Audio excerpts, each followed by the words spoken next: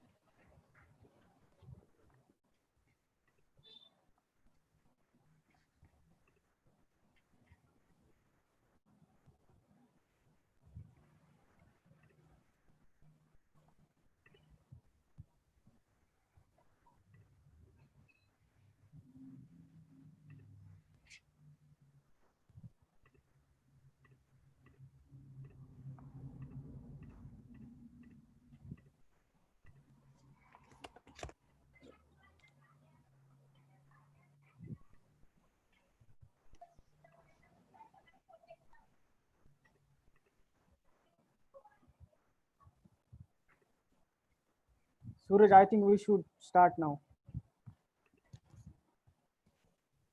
Okay. So, hello everyone. Good evening. Those who are joining in from India, and good morning from those who are joining from US. This is an interesting topic we will be discussing, and we have some interesting panel on the. But before I hand over this session to Suraj, thank you everyone for signing up for this session. And there are few ground rules. First, for speaker, they have 15 minutes to speak, and for those who are joining, they can comment. If they have any question, they can comment in chat box and direct it to Suraj. And please be muted so that there will be a no background noise. And we are also live on YouTube. Those who can't join or they can also share a link around their circle, so other people also it will be reachable to other people. So Suraj, over to you. Thank you. Thank you so much, Prashant. Prashant is one of the co-conspirators of this Dialogics series that we've been doing, and this is fourth lecture panel that we have organized. Thank you everybody for tuning in and showing immense interest. This was a session that was oversold, and we had to literally cut down the registrations because we just couldn't accommodate those many people. And I think this is a great start there, because I think it also depicts that the public in general is interested in this issue. My name is Suraj Yengde, and I'm here right now in Cambridge, Massachusetts. Before I introduce you to the speakers, I would just like to say one or rather two things, if you will. See, one of the within the broader political understanding of caste, or even how caste privileges operate, there has been an obsessive focus on the people who suffer from caste, and rightfully so. An entire discipline of, be it sociology, anthropology, and even historiography, had focused on how the oppressed caste citizens played in this space. And I think it is to that organizing of scholarship, knowledge, and then as we go further into making other claims about these communities, I thought caste is not only about Dalit. Not I thought it's how we usually perceive, but there are also other castes who are part of this, and why not we also try to understand their aspirations, their problems, their issues, because there has always been a certain focus, if you will, on one community over the other, and rightfully so. But also to have a composite knowledge of caste, we need to also have an understanding of this diverse communities that operate. And that's why we thought, let's begin and inaugurate a conversation about the problem of caste among Brahmins. I discovered during my field work about the existence of subcastes among Brahmins, and who were almost at feuds in many instances, especially in the area I come from, where I had a in fact, as I write also, as I also write in my book, there was an intra-caste couple. Both were Brahmins, and they had to elope after they decided to marry with each other. It turns out one was from a lower Brahmin caste, another was from an upper Brahmin caste, and their issues, and literally they had left house and they were literally hiding like any other intercaste couple. That is how this framing of this is how my also understanding kind of came about. Then I kind of investigated about whole the Brahmin canon. After Brahmins, we also would like to focus on other four, or now the three varnas, as to how the caste operates among them and how are they tackling. And I think the purpose of this, if you ask me personally, is to find more allies and more compatriots who can lead the struggle in their own circles, so that we can have a composite anti-caste movement operating in independent spaces. Without further ado, I know you've been waiting for this three amazing speakers. Let me very briefly introduce you to them. First is Anand. Anand is a dear friend. He's an author, publisher, and also for a long time he's been journalist, along with another dear friend of ours, Ravi Kumar, Dr. Ravi Kumar, the current member of parliament and scholar of Tamil literature, had founded Navayana Publishing House way back to 2003. This is English languages India's only and perhaps first publishing house to focus currently on the issues of caste from an anti-caste perspective, which is important. Navayana has won several awards. Prominent among them is the British Council sponsored London Book Fair International Young Publisher Year of the Award right in 2007. He has co-authored the book, the graphic novel Bhimayana, along with Srividya Natarajan, with illustrations of Durgabai Vyam and Suresh Vyam. One of the important works that I think Anand has done, especially in the Ambedkar canon, is he has annotated annihilation of caste. And I think within the broader or the controversies that erupted with Arundhati Roy writing introduction and all those, one thing people miss out was Anand's heavy work that he had done by mining into the citations of Ambedkar's and really helping us view through Annihilation of Caste. Personally, the first time when I read Annihilation of Caste as a kid, I couldn't make a head and tail of it because it was just a very complicated text to understand. And he has worked before with Outlook and Tehelka. He's married to a well-known editor of Penguin, Siva Priya. Second is Anu Rao. Anu is right now in New York. Hope she is keeping well in that amidst all the protests and pandemic. I mean, New York is always an exciting place. She's a historian. She's currently a senior editor of Sesame, Comparative Studies in South Asia, Africa, and the Middle East academic journal. She's also associate director of the ICLS, Institute for Comparative Literature and Society, and also she is organizing a Ambedkar initiative, which was inaugurated, I think, last year or 2 years ago, and it's been supported by big stakeholders at Bernard as well as Columbia. Her very famous book, and which remains, I think it just celebrated a decade. So congratulations to you, Anu, on that. The Caste Question, published by UC Press way back in 2009. It was a very important intervention for it established caste subalternity, but also it was a very thick book with a lot of historical plus anthropological viewings. She's currently working on a book on political thought of B.R. Ambedkar called Dalit Bombay. And of course, the latest one that she has brought out is with Leftward, which is the memoir of the communist, Dalit communist R.B. More. Among other, she is also edited a volume on gender, caste, and imagination of equality. The third speaker, Professor Satish Deshpande, distinguished professor of sociology at the Delhi School. He has been researching on caste and class inequalities for some time. Also, his interests are very Bourdieuian because that's how his scholarship has also taken shape in contemporary social theory, as well as politics and history of social sciences. He's author of Contemporary India, a Sociological View, published in 2003. And then, of course, he has been one of the co-editors of the thick book Untouchability in Rural India, published in 2006. That basically, one of my takeaway of that book was there were so many types of untouchabilities that helped us pin down. And also, he has co-edited another volume with Patricia Oberoi and Nandini Sundar, Anthropology in the East, Founders of Indian Sociology and Anthropology. Satish has BA and MA from JNU, and then he came to West Coast in America and California to do his PhD. Now, over to you, Anand, if you're there.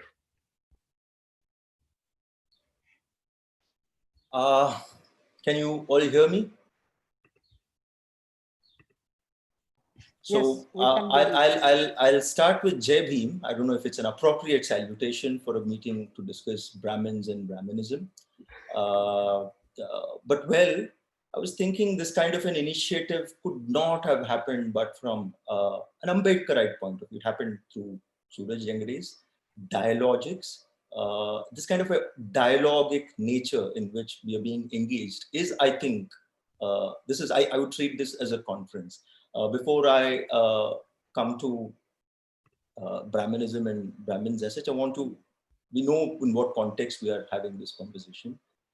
George Lloyd has happened. After that, about 5 or 6 Dalits, if you look at the news list, more Dalits have died than, like every time it happens, and there is no outrage. So this Black Lives Matter that's happening, and in India, we don't see outrage over these kind of things.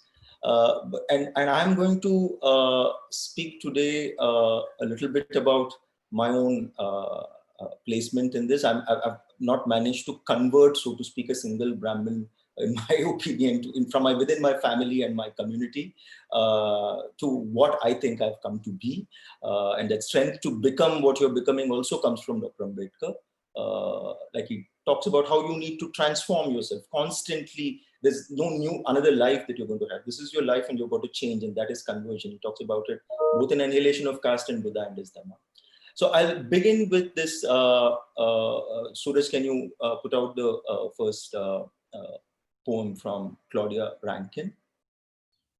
Yeah. So you're able to see that on your screen? Just a second. Yeah. Okay. This is Claudia Rankine. Read it along with me. Not long ago, you are in a room where someone asks the philosopher Judith Butler what makes language hurtful.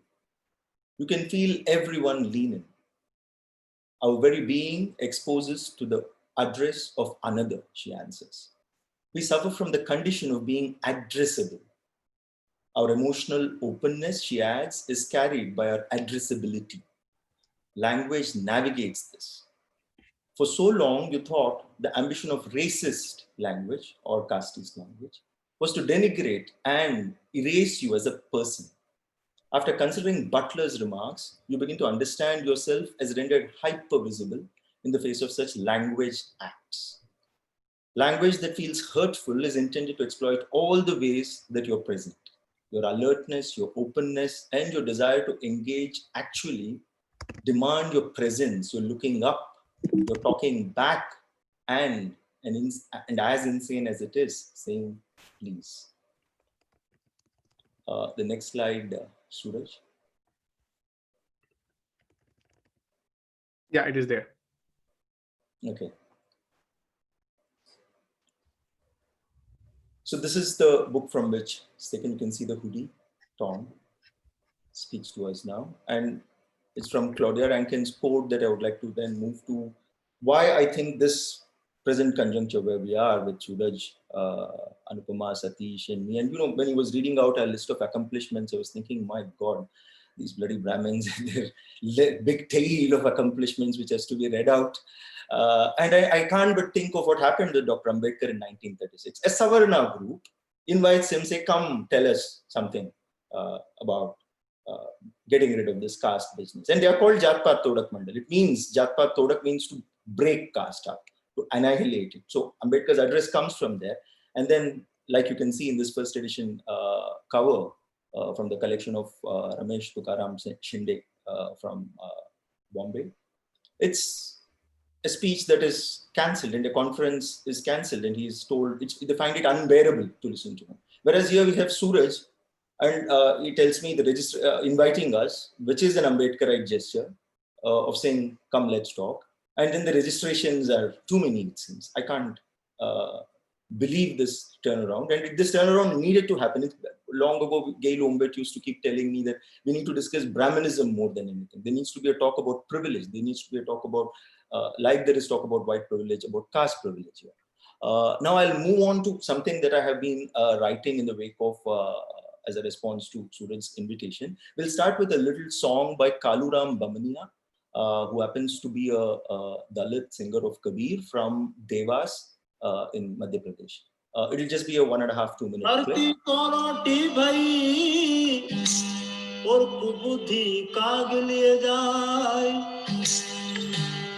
वाद वृक्ष की डाल पे और तहां बैठ के खाए जिरे वो तहां बैठ के खाए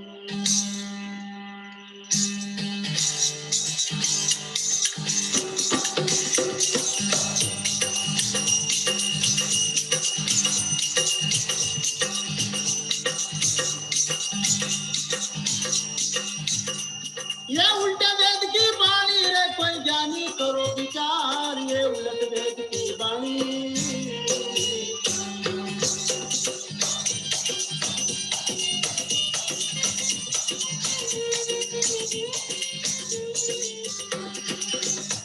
ये उलट वेद की वाणी हो कोई ज्ञानी करो विचार ये उलट वेद की वाणी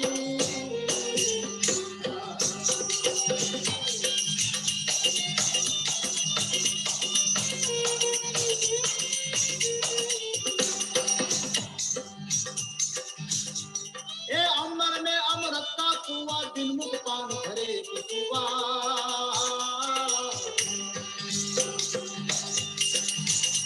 ए अमर में अमृत का कुआ दिलमुख पान भरे कुआ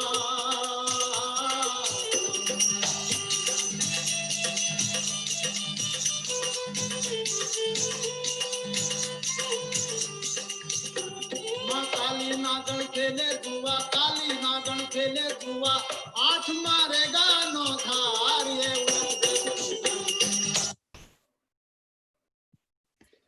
Well, this is Bamaniya and his troupe. I suppose you saw the slide of the translation, which tries to capture the spirit of the poem as this song was playing. So this is not even a Kabir poem, though it is sung as a Kabir poem. It's written by somebody else. A lot of people wrote Kabir poetry. It's like a big stream in which you join. By the time you hear it in his voice, it's already gotten translated. And this is attributed to one Ganga Das, and he's singing. There is an entire genre of Kabir poetry called Ulat Bamsi. So the Vedic idea is also something that, from the Rig Veda downwards, you've had riddles. And at the center of all this is the Brahmin. So I want to look at what this Ulat Ved does and where does Kaluram Bamaniya fit in the light of what Claudia Rankine tells us about language and address and how you're being addressed and all that it entails. So in Ulat Bani, a lot of assumptions that you make sometimes of language are not allowed to make sense, or even the significance of the Brahman, significance of the Veda, all these things. This is how life shows resistance to tyranny. This is language as bhasa, not bhasha. The Sanskritic bhasha. No, it's bhasa as it is. The word Ved or Veda means knowledge, and knowledge that has to be transmitted through an oral culture, and it's only Brahmins who pass it on from their men to the mouths of Brahmin men to the mouths of younger Brahmin ears of Brahmin men, and this is a kind of a ritual, unquestioning incantation of the word that happens, and it is something that's completely guarded. Knowledge is something that is not known. That's why the whole idea of Brahma and everything is unknown.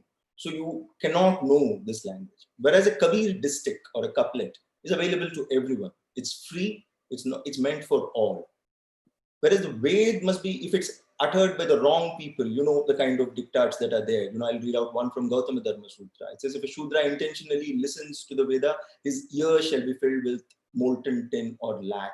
His tongue shall be cut out, so on and so forth. Most of you are familiar with this, and Ambedkar documents on this. In Ramayana, you find Shambhuka, who, for reciting the Veda, his head being cut. That's why Ambedkar, just like this song talks about a Ulat Ved ki Bani, Ambedkar writes books, riddles in Hinduism, to enlighten the masses of India, masses of Hindus, he calls them. And he calls Vedas a worthless set of books. In other words, he is restating Kabir. Kabir calls Vedas a worthless set of books. If we ask why are Ambedkar, Buddha and Kabir rubbishing the Vedas, it's like asking why should we and they not oppose the naturalization of inequality. So then I want to come to what is this Das doing in Ganga Das' name. But before that, I've been intrigued by Kaluram Bamaniya's own name, particularly his surname. Initially, I was focused on the surname as what does Bamaniya mean? Because if you see, Baman is a casual way in which the self-important sound Brahmin is reduced in the spoken tongue. The very sound Bra become Bra, kind of that whole aspiration in it, figuratively and literally and metaphorically, it is completely deflated. It's like calling somebody a whitey. So Baman has that capacity. If you look at the originary word Brahman, Brahmana, everything the Brahmin comes to make is revolved around him. Brahma is also supreme God. Brahman is the person who is vested in the body of the Brahmin. The whole idea of Brahman, the entire universe, and Brahm as illusion, everything in this so-called Upanishadic Vedic philosophy revolves around this apex position that the Brahmin takes. And all this is not disregards reason. This is pure cant, and it passes for Vedic philosophy, Upanishadic philosophy, and the entire scholarship industries around us. So Brahmanism, I would see as simply as the language of the Brahmin. Brahmanism is ideology in its most absolute form. Despite its whimsical will to hierarchy, it stakes claim to universality. And this claim, since it's based on nothing but the power of words, the ability to address, and the skewed desire to call people names, since it is founded not on any moral, natural, or scientific principle, since it is a kind of a fiction with rather recent beginnings in terms of history, it can end. That's why Ambedkar talks of annihilation of caste. He talks about dynamiting the Vedas and Shastras. And a lot of time, I've been asked once in public recently by the artist Savi Savarkar, what do you think? Okay, you're doing this curation, you curated an art show, you're taking Ambedkar and Buddha ideas and doing this, but what do you do with Brahmins? So I had come up long ago, I think also in talking to Aileya, that there should be something like a Janeyu Dahan Andol. Will it happen? It never happened in India. That idea itself never happened. Whereas Sahasrabuddhe will go along with Ambedkar and burn the Manusmriti because Ambedkar is choosing and picking his moves very carefully. He wants to burn a book. He does that first and then that's in 1927, mind you. In 1936, he's talking about setting the dynamite to the Vedas and Shastras. But he does that act in 1927 already in Mahar. So what could have been the response of the Brahmins? When he's writing on and on about Brahminical folly, Brahminical arrogance, how it has produced no Voltaires, why they cannot think against their own caste, why they cannot think against their own privileges. So hence, what Ambedkar calls annihilation, Kabir is ended up doing a ulta way. And all the pride and aggrandizement over a term where sound and meaning are supposed to resonate in unison, Brahman, is smashed to nothing in the way Brahman or Brahman is used in everyday language. Because language has a way of just breaking things down. You can impose all these rules, but it's not going to listen. Language as vested among people often aspires to the condition of poetry and music, and it brooks no tyranny. So all that the Brahmin holds as exalted, which is himself, is brought down. And the Brahmin will look around and say, oh, they can't even say Brahmin correctly. This is what has happened.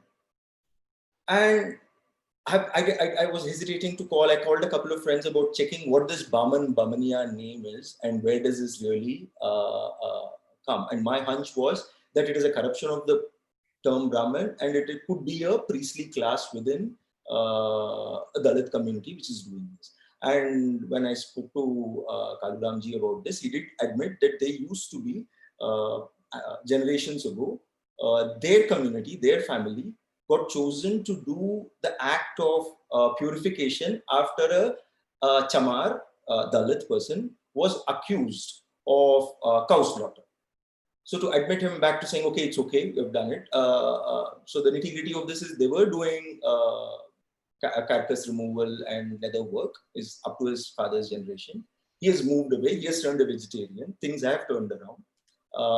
But the Bamaniya caste is something that starts as Baman, the word Baman starts as something that ridicules the idea of the parody of the Brahmin. And then it starts what Ambedkar calls as the infection of imitation. It becomes a kind of a priestly class within that. And you find this reproduced ad nauseum endlessly through this whole infection of imitation.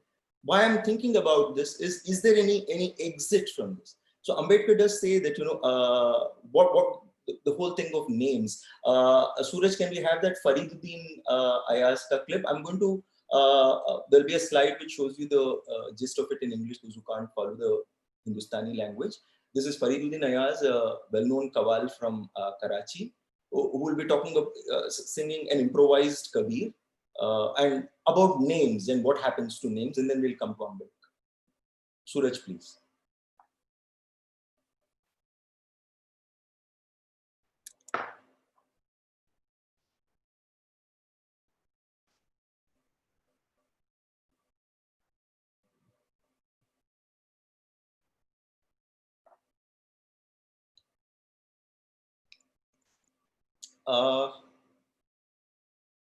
Can you all hear it?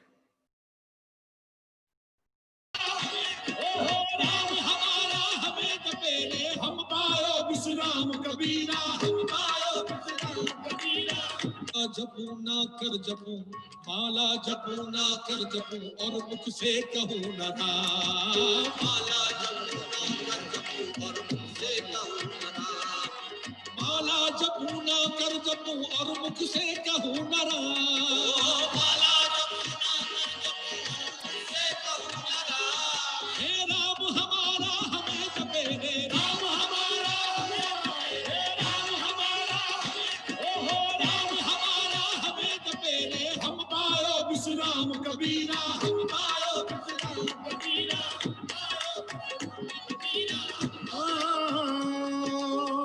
Ram जपूं मुझे अब जरूरत बाकी नहीं रही कि मैं उसका नाम जपूं ना कर जपूं कर भी एक मकाम है जो जप और जाप से ऊंचा है और मुख से कहूं नाराम नाराम ये ना अलग नहीं है बल्कि उस राम की भी नफी करनी है ना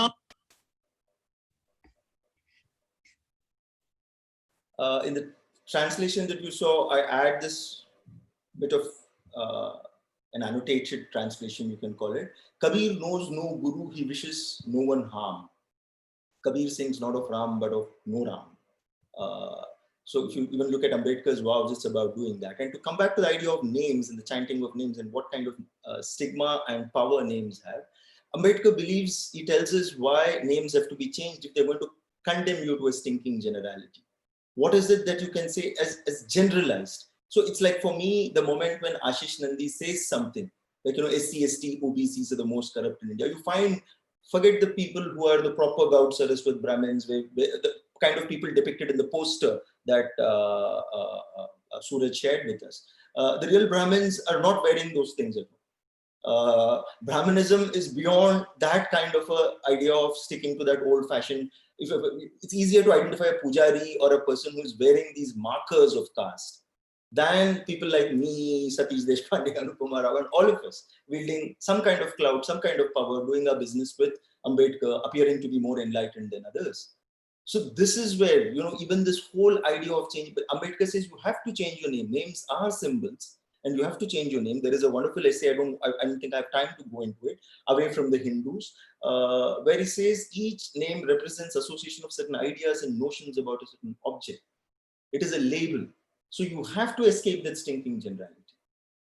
And then you're constantly reminded in everyday language, including by intellectuals like Ashish Nandi, that you could be condemned to a generality, a stinking generality.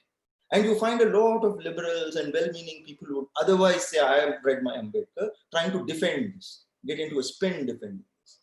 This is also where the problem is, not just with those other conservative Brahmins, like including my mother, whom I can't really change. She would read Bhimayana, she would also read the annotated Annihilation of Caste, but go back to calling people names, literally. And you get away with it, because if you really took SC/ST Prevention of Atrocities Act seriously, 95% of India can be booked. I mean, 95% of Savarna India. So I would want to come back to this idea of how the very word Brahman or Baman, which sets out as a radical departure from the language, in the language of the Brahmin, it comes to suffer a career in caste itself as a Brahmin. This is how things have mapped out. So Ambedkar again says, the untouchable who adopts the new name as a protective discoloration finds that the new name does not help, and that in the course of relentless questionings, he is, so to say, run down to earth and made to disclose that he is an untouchable. Ambedkar himself tries hiding his caste in Baroda to get a room for rent. And after 9 days, you should see, he's called names. They call him Dhed, Chamar, whatever. He explains that in waiting for a visa. And then he's kicked out and he sits in a park under a tree and literally says, weeps. I think I have exhausted my 15 or 16 minutes. I'll leave you with this, that the entire worldview of Brahmanism, if without irony, if you can put it, you can put it as a hashtag, only Brahmin lives matter. That's how they see things. That's how they see things. And it is very difficult to begin a dialogue. I'll give you one example of how names and associations work. During my university days, we all had roll numbers. I was in love with the person, but I went on to marry whom you mentioned. She doesn't work for Penguin anymore. We introduced her that way. That's long ago. That's Wikipedia information. But when I met her, and then we did this test once. We did this test of a test. She was too sick to write a term paper on Shakespeare. And I wrote a paper first in her name, and she copied it and put her roll number on it and gave it. And I wrote a second paper by when I was tired, and I wrote something like 5-6 pages and just dumped it. And lo and behold, the examiner, who's a Brahmin, very well-known teacher of Shakespeare, professor, he gave more marks to the second paper which I wrote, which was admittedly poor, than to the paper which my girlfriend then submitted. So how does Brahmanism work? How do you kind of, it's associated with the name. So this person could have to deserve this many more marks. So from then on, it has been for me a journey of engaging with Ambedkar and with these kind of politics, but my own personal engagement with what Suraj began this dialogue with me as to what do you do to the Brahmins as a community, has left me in no better position than where I started. I'll stop here. I'm sure there'll be others weighing in and there'll be questions. Thank you once again, Suraj, for this invitation. Thank you, Anand. I think it's just it's an inauguration of a dialogue that I think will reverberate for years to come. And second, we will go to Anu. Anu, can you unmute? Or maybe I need to unmute. Just a second. Yes, here I am. There we go. Hey. So I want to also start by thanking Prashant and Suraj for inviting me to speak on this panel. As we've all, I think, discovered, today's topic is very little discussed, but it's deeply important. And in many ways, Anand leaves us with the question of the voice, the name, the song, the call, and the chant. And indeed, Jai Bhim to everyone. We are addressing the past and the present of Brahmins and of Brahmanism, and attendant questions about complicity, about responsibility, and about solidarity at the end of 2 weeks of protests that have gripped the United States, where Suraj and I are located currently, in the aftermath of George Floyd's brutal murder by the police. Discussions here about whiteness, about structural racism, and the long history of African-American activism have come to dominate our public sphere. George Floyd's haunting last words are a call to action. I can't breathe. The pain and grief of generations is encapsulated in that short phrase about breath and being. I can't breathe. We heard it first in 2014 when Eric Garner said it before his death by police. As if in common cause, the protesters themselves take a calculated risk of not just the tear gas that might cut off their breath, but the very disease whose hallmark is dyspnea, or the inability to breathe, right? COVID-19. So if there appears to be a moment of national reckoning, of a set of social uprisings in the United States, India seems hell-bent on extinguishing any challenge to the ruling regime right now. Anand Teltumbe continues to languish in jail, as do the other members of the Bhima Koregaon 10. Migrant distress, mass starvation, caste boycott, now under the guise of biomedicine, and ghettoization are sanctioned and are being sanctioned by repetitive, hastily announced lockdowns. The national outrage that the anti-CAA protests activated lies dormant, and the protesters are hunted down. The plan appears to be to keep us on our toes at all times in a state of anxious, fearful waiting. Indian elites, and I'm not much on social media, but even I know this, Indian elites have been taken to task for their silence about Muslim lynchings, about caste atrocity, and their own privilege, even as they make common cause with protests in the United States. This is, of course, as it should be, but what more is possible? And why do most conversations about caste focus on Ambedkar or on Dalit Bahujan lives rather than on Brahmins and Brahmanism? The question that Suraj has posed very potently for us today. These are interconnected issues, of course, but one's point of entry also matters. Do you think from the perspective of what gives a structure its vitality and endurance, from the perspective of perpetrator and beneficiary? Or do you think from the point of view of those struggling to take down a system, from the perspective of the subaltern? Can one fully appreciate the power of anti-caste thinking without also understanding how Brahmanism functions as a potent world-making ideology, a structuring structure? So caste and Brahmins is an uncomfortable topic for the sociological Brahmins on this panel today, I submit. It's asking us to identify with the structure of historical violence and discrimination in order to practice a critical epistemology. Know your enemy, or in this case, know thyself, and perhaps heal thyself. Because at root, what we're asking about is the practice of prejudice, the performance of privilege, and about historic responsibility. So I want to start by making a distinction between Brahmanism as ideology and Brahmins who are a sociological or an identity category. Think, for instance, about the posters that say white silence equals violence in the protests that are engulfing us here in the streets today. Similarly, we could begin to think about Brahmanism as an asset, as a form of social or cultural capital. But it's a very strange currency indeed. The Brahmin is intensely marked by ritual practices. We shouldn't forget that it's the Brahmin who becomes a non-touchable, a sacred being, in contrast to the permanently outcasted, through forms of what in today's parlance would be called social distancing. The practice of sovla, of muddy, right, a kind of spatial distancing, the repetitive bathing, ritual ablution, and so on and so forth. But the modern Brahmin also leads an oddly dematerialized existence. Think about her associations with English, with urban life, with secularity, the salariate. So all of us have images of the upright civil servant and the abstracted labor of the IT or the knowledge economy. Brahmin modernity then is ostensibly secular. It's a modern retreat from the burden of caste. It absents itself actually from the site of struggle. It is missing in action.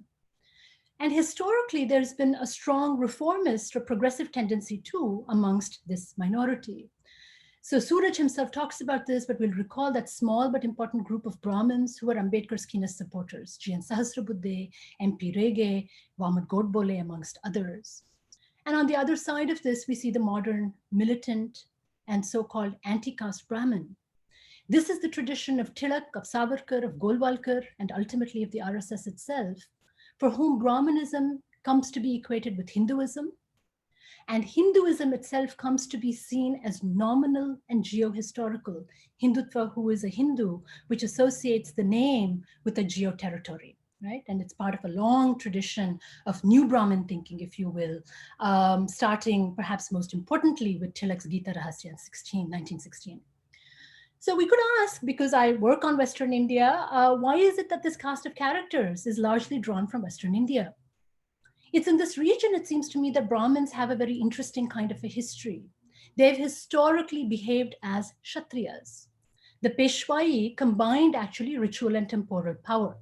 You know, there are all these discussions in Indian sociology about ritual and temporal power, right? The French anthropologist, sociologist Louis Dumont's Homo hierarchicus is predicated on an argument that the power of the kings is swallowed up by the power of the Brahmin.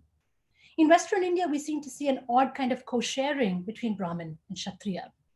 The Konkanastha Brahmins, the Chitpavans who replaced the Deshasthas at that time, trace their genealogy to Parshurama, the axe-wielding Brahmin who engages in Kshatriya genocide to avenge his father's death. So this revolution in the caste order, the Brahmin becoming Kshatriya, we might say, marks the end of an epoch. It marks the end of the Traitya Yuga and it inaugurates the Kali Yuga, according to that narrative.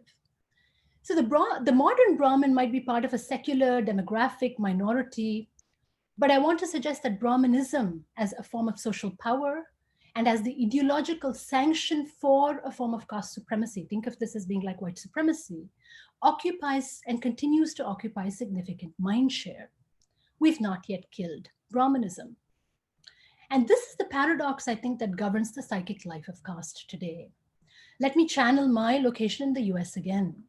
Chris Cooper, the avid birdwatcher who videotaped Amy Cooper's staging of her assault by an African-American man in Central Park, was asked how he understood what he had witnessed that day.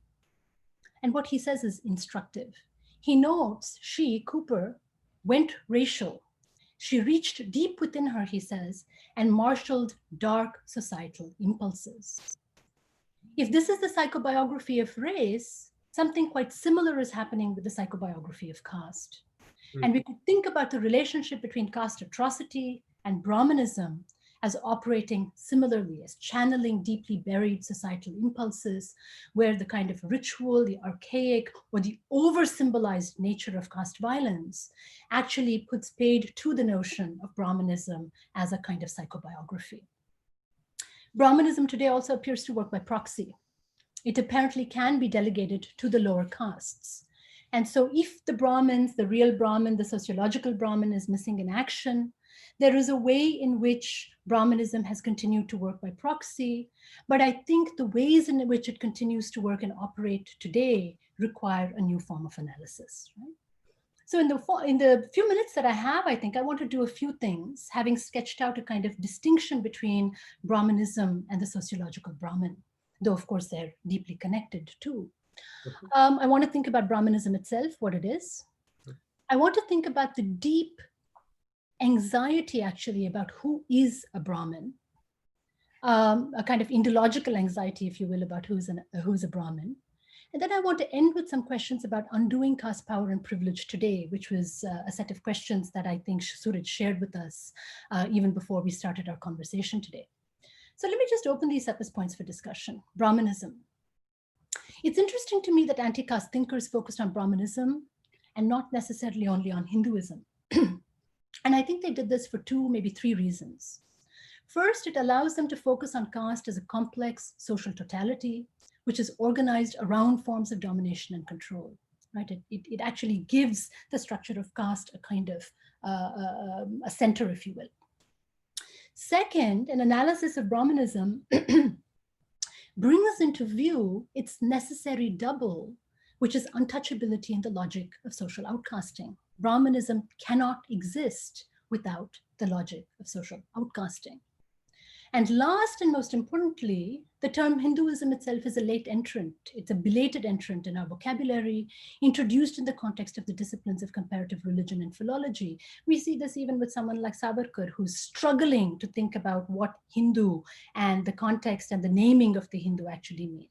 Because it's a kind of, unavailable term, if you will. It's got a new history.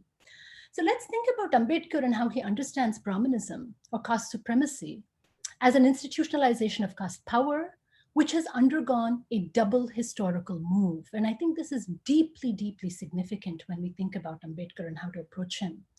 Brahmanism, he tells us, is a name for a millennial order of social exclusion. Indeed, it's an order that justifies elimination from social life itself.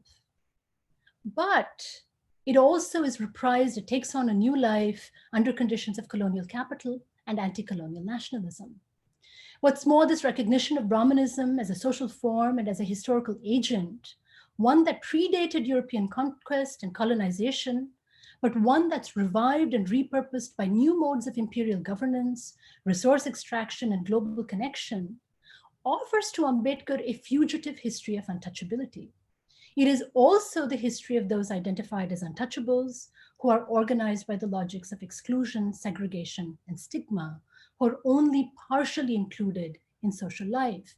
And one of the things to think about from the early Ambedkar, from the 1915 text castes in India, all the way through to something like Revolution and Counter-Revolution, which I think is written in 1948, what we see is Ambedkar's great anger at the fact that the untouchable does not appear to have a history. In fact, doesn't appear in a history of caste itself, because she lies outside of it. Brahmanism, I suggest to you, as this form of supremacy, as a form of social power, allows Ambedkar, very importantly, to make untouchability and social outcasting fundamental to the logic of Brahmanism, and therefore to also begin to create a history of untouchability itself. So non-Brahmanism, even of the radical Satishodak or the self-respect variety, veers in a sense between criticizing the sociological Brahmin and attending to something like a governing ideology called Brahmanism. That's right. But Ambedkar, I want to suggest, is perhaps the clearest in outlining for us Brahmanism as an ideology function. And I think this is deeply significant for us to maintain that separation between Brahmanism and the Brahmin. So then, with this in mind, who is indeed the Brahmin? And I want to offer three quick things. There was a time when there was a great deal of scholarly focus on Brahmins and on Brahmin subcastes, a lot of writing by ethnographers and so forth on this. And one of the things that comes up is something that Suraj has already maintained or mentioned, which is that many of them are locked in enmity with each other. It's a kind of, a deep, violent feuding that probably transcends the conflict between the castes themselves. So again, to think about Western India that I know best, amongst the most significant is the conflict between Deshastas, the subcaste that my family belongs to. I think it also probably is the subcaste that all of us on this panel belong to, I don't know. But one that's dispersed across the erstwhile Vijayanagara Empire, especially in Karnataka and the Andhra country, in addition to southern Maharashtra. And there was a deep conflict and a conversation about Deshasta histories and genealogies as opposed to the history of the Konkanasta. And the argument here is the Konkanastas themselves are faux Brahmins, right? They're a kind of quote unquote miscegenated community. They're not real Brahmins. And so this question of the genealogy of the Brahmin, who is he, is really predicated on the ways in which the subcastes are locked in this kind of mortal conflict, if you will. Second way of thinking about this instability about the identity of the Brahmin. There's great anxiety about who a Brahmin is and how to distinguish Brahmins from other scribal castes, most importantly, like the Kayasthas. So in Maharashtra, again, the Chandraseniya Kayastha Prabhus, and again, Suraj will know this well, the caste that the Shiv Sena, that Bal Thackeray from the Shiv Sena belongs to, as well as his father Prabodhankar Thackeray, a very major ideologue of non-Brahmanism, were locked in a kind of mortal conflict with Brahmins over caste identity. Who is the real Brahmin?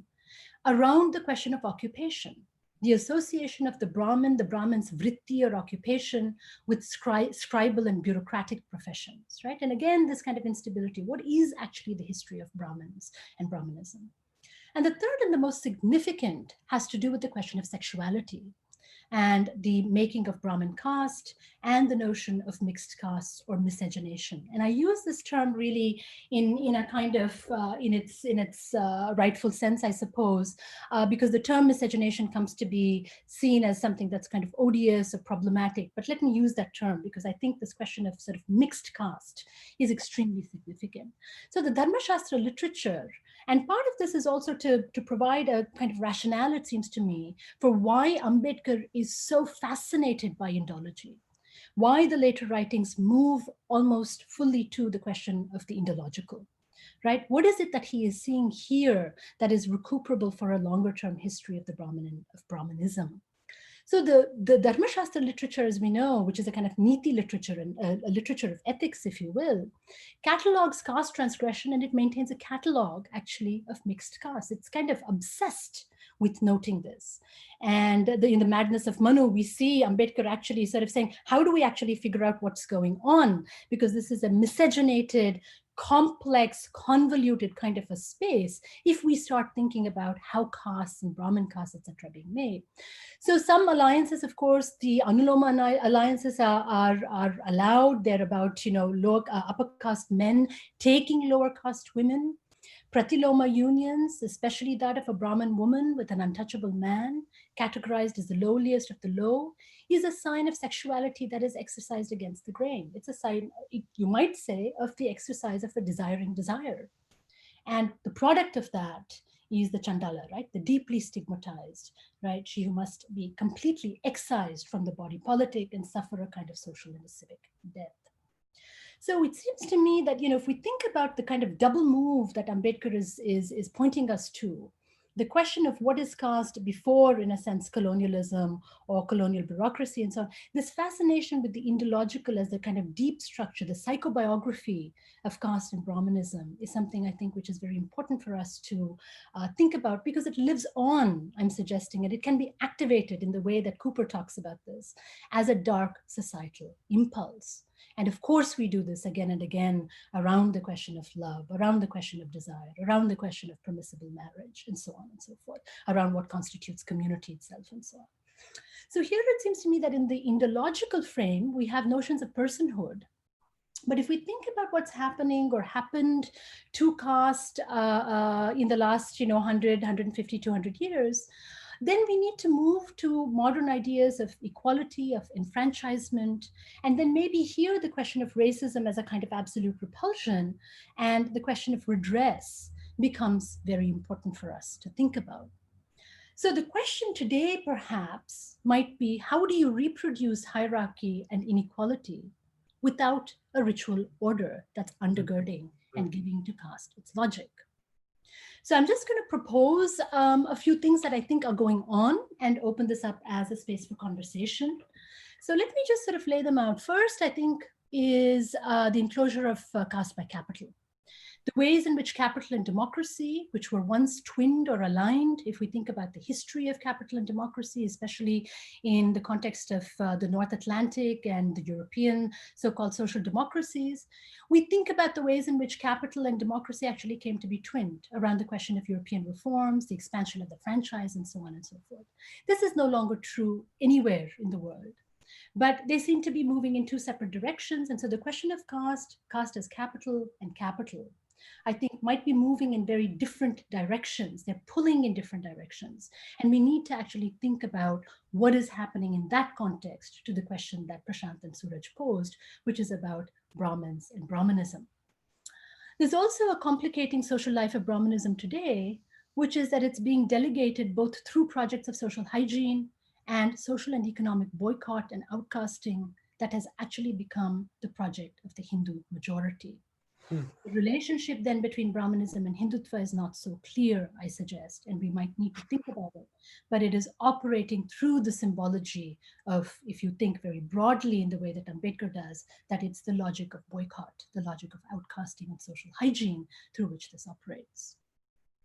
Third, if we think about law and constitution, constitutional morality, that very important term for Ambedkar, if we think about constitutional morality as a name for a collective morality that could replace the amoral laws of Brahmanism as Ambedkar had it, then the debates about reservation versus merit has taken a deeply interesting turn in the post-Mandal period in the last 30 years. From the ex-nomination of the scheduled caste as the modal minority in the constitutional paradigm, the locus of affirmative action redress, we've arrived today at the 10% reservation for the forward castes. So where are they? So they constitute a social majority. They're they occupy the psychic, unconscious as it were of caste society, and they claim now to be a minority. So what does that do? And again, I think this has something to do with the relationship between caste and capital and how we want to think about that relationship anew. And then a couple of more spaces that might be worth thinking about. We don't have caste histories or caste ethnographies, I should say, any longer, or very few today. The microsociology of encounter, something that Irving Goffman is well known for, actually allows us to think perhaps through the new terminologies that are emerging for the new Brahmanism and for the place of the new Brahmin. And I'm thinking here about terms such as insult, humiliation, prejudice, and the withdrawal of recognition, right? All of which can only, in a sense, be practiced or performed through these microsociological encounters. And what's very interesting about Goffman, unlike the other sociologists, of course, is that all of this for him is processual. There is no there's no substrate, there's no structure and function in some sense, right? So all of this is happening in and through a kind of performative logic. 2 minutes? Yeah.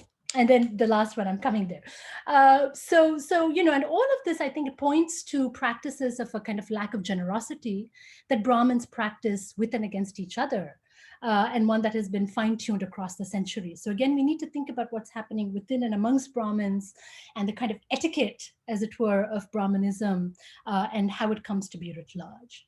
And then finally, it seems to me we have an aesthetic domain where two kinds of things are happening today. As with African-American culture in the United States, we have a very rich field of Dalit and Dalit Bahujan aesthetics, of music, of film, of cultural production, new writing, which are creating new publics. And those are spaces of a very distinctive kind of encounter. It is, of course, the encounter of youth. It's the encounter of a kind of a globalized or a category of persons, if you will, who's really kind of picked up on a kind of global discourse around redress and action and activism and politics and its performance. But more significantly, and I'm going to end with this, literature, as a brilliant scholar, the late Aniket Zaure reminds us, stages ethical destitution as the condition of caste interaction. So we're not going to leave anybody with a good feeling about this. Aniket's radical challenge to sociological conceptions of the social, that is precisely the idea that producing more caste ethnographies is going to give us a sense of what's happening to caste. His radical challenge to sociological conceptions of the social challenges this idea of caste empiricism, of coming to know caste better through a better empirics, right? And he wants to ask us to think about the project of sociality and of a kind of ethical remaking in a very different register. And so it seems to me that, we're in a kind of very complicated and complex space today, where there's much that is old, but much that's new that actually needs to be attended to. Thank you. Thank you, Anu. Without further ado, let's go to Satish.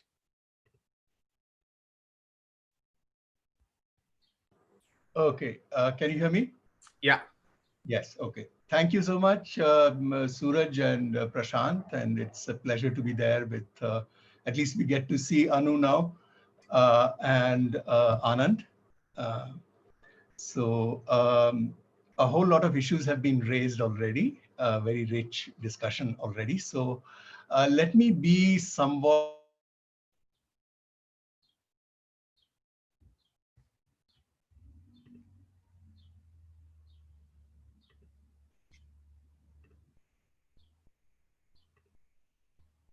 I think Satish might have dropped due to the internet connection.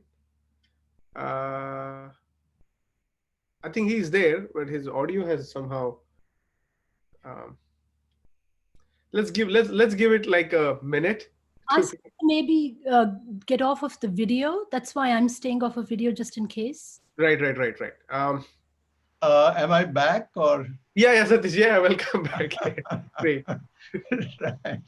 Yes, amongst the, technology has both sides, right? It makes things possible, and at the same time, it takes away sometimes what it gives, right? So it keeps us humble. So let's in that spirit.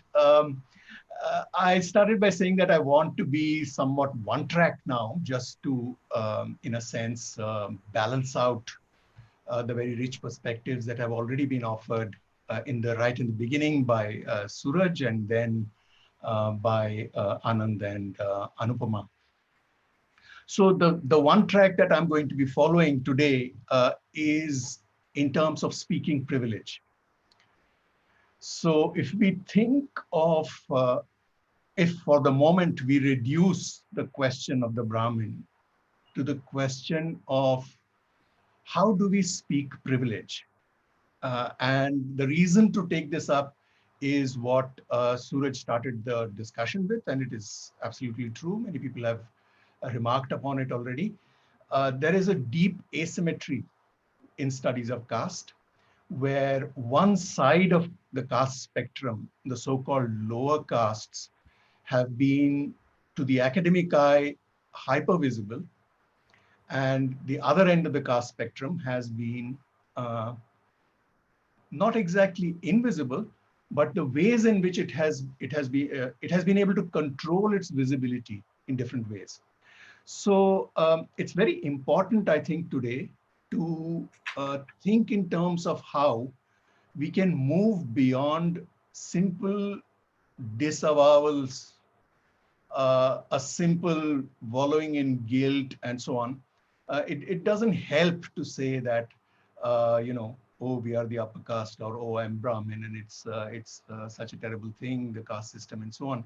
We need to get descriptions of privilege that will enable us to move forward. And the reason this is important, and the reason why the asymmetry in the study of caste is so consequential, is because caste is fundamentally a relational thing. It cannot be understood, it cannot exist as a single thing, as relating to a singularity. So unless there is another, there is no caste.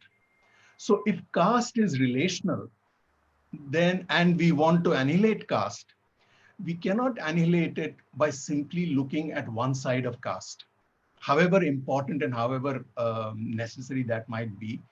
So the importance, without undermining or without in any way lessening the importance of accounts of caste oppression, what we really need to balance that are good accounts of caste privilege from the other side. And that's what I think, that's what I'm going to be focusing on in the next few minutes. There are two ways in which caste privilege is kind of dismissed or conjured away. One is, of course, older method is to deny that it is privilege and to promote actively a misrecognition of privilege as a kind of just deserts, as a kind of entitlement. Roughly speaking, the language of merit.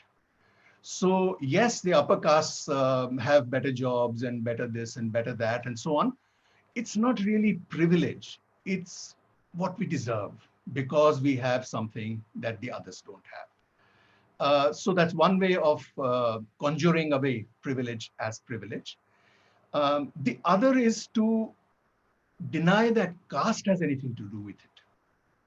And here, in a perverse sort of way, advantage is taken of the fact that class inequalities in India today have become a huge mountain.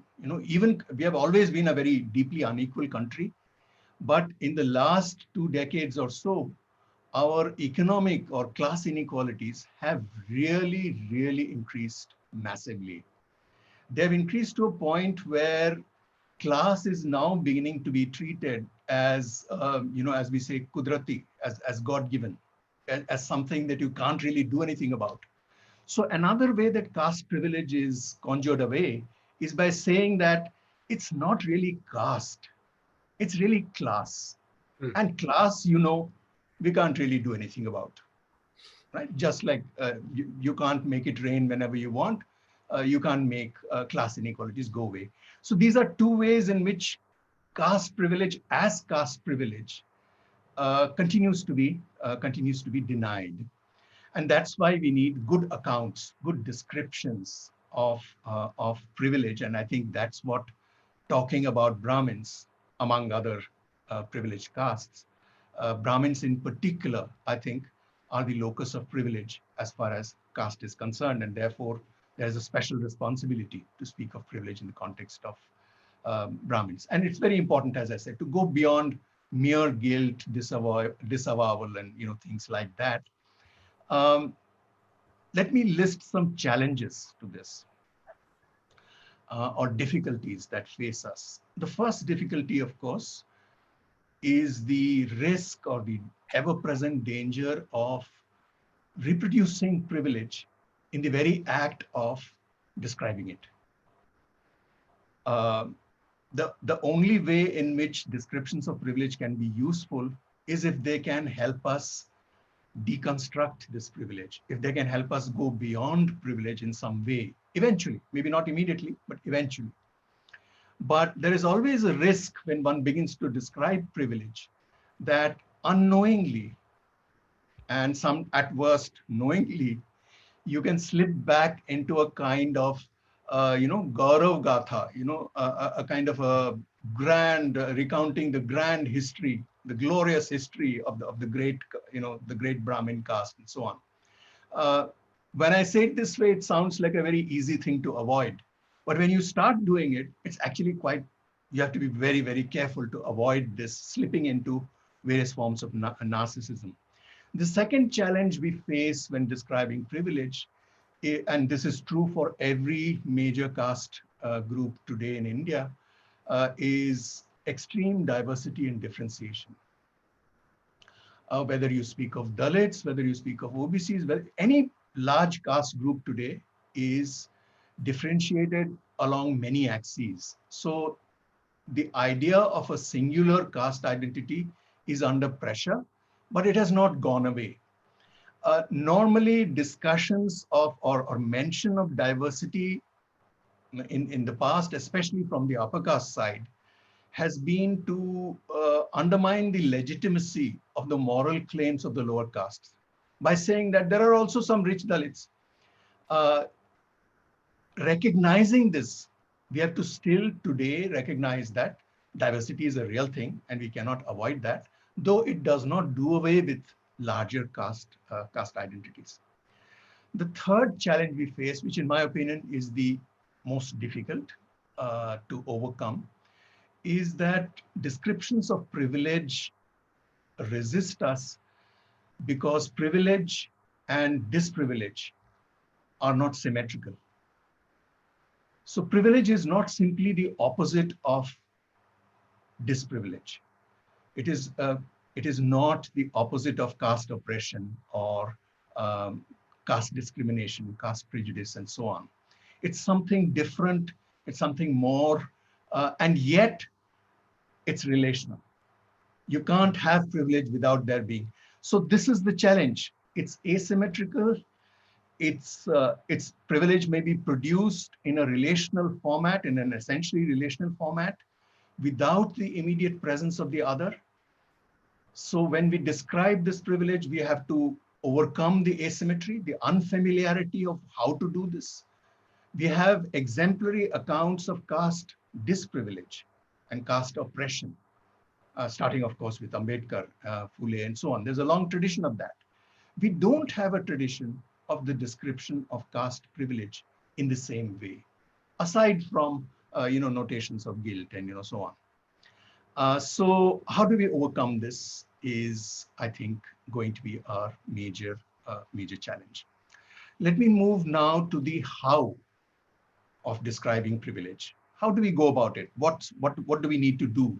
What are our objectives in trying to do this? The beginning, of course, has to be in terms of a bare listing of advantages, whether in schooling, whether in all kinds of whatever makes up the life world of caste, the Brahmin life world, for example, has to be made, has to be listed, has to be described, has to be produced. What we have that other castes don't have, needs to be done. But this can only be a beginning, because the ultimate aim would be to recover or rediscover, perhaps, how the construction or the making of privilege is connected to the production of this privilege. How these are two, this relational thing works. By being able to produce workable, usable accounts of privilege in this way, I think will be a very important complement to what we already have historically as accounts of disprivilege.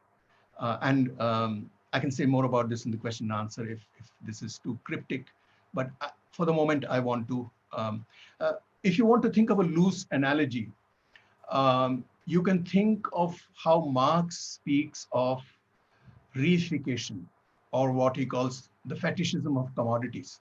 There is something about the commodity form that makes us forget, that makes us not see that commodities represent relationships between people. In the same way, there is something about caste privilege that makes us fetishize privilege, and a good shorthand term for it, although it is not adequate, it is not exhaustive, a good shorthand term for that is merit. Merit is a form of fetishized caste privilege. Just like the commodity can produce a whole world of its own, as Marx describes, an upside down imaginary world. In the same way, the languages of entitlement, caste entitlement, can produce a reified world of where privilege is not recognized as privilege, but its misrecognition is made almost mandatory for everyone, both for the privileged and for the other side as well. Finally, this set of questions: why? What's in it for us? Particularly, what's in it for, let's say, Brahmins? How will this help Brahmins to describe privilege? The first, of course, and perhaps most straightforward reason is something that in different ways, both Anand and Anupama have already mentioned. This is a way of getting to know oneself. How is the self that one occupies?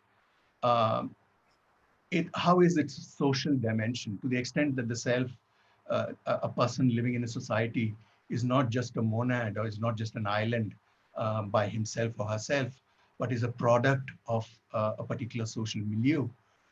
Then understanding caste privilege will help people like us understand how we are constructed. How the persona that is us today, with what bricks and with what kind of cement this persona was built. And I think this is a useful thing to know. It will, of course, help us to understand how caste society is structured. And we have, as I've repeated now several times, our accounts of this side of caste, how privileges, how caste confers privilege, is still very thin, very emaciated compared to what we know about the other side.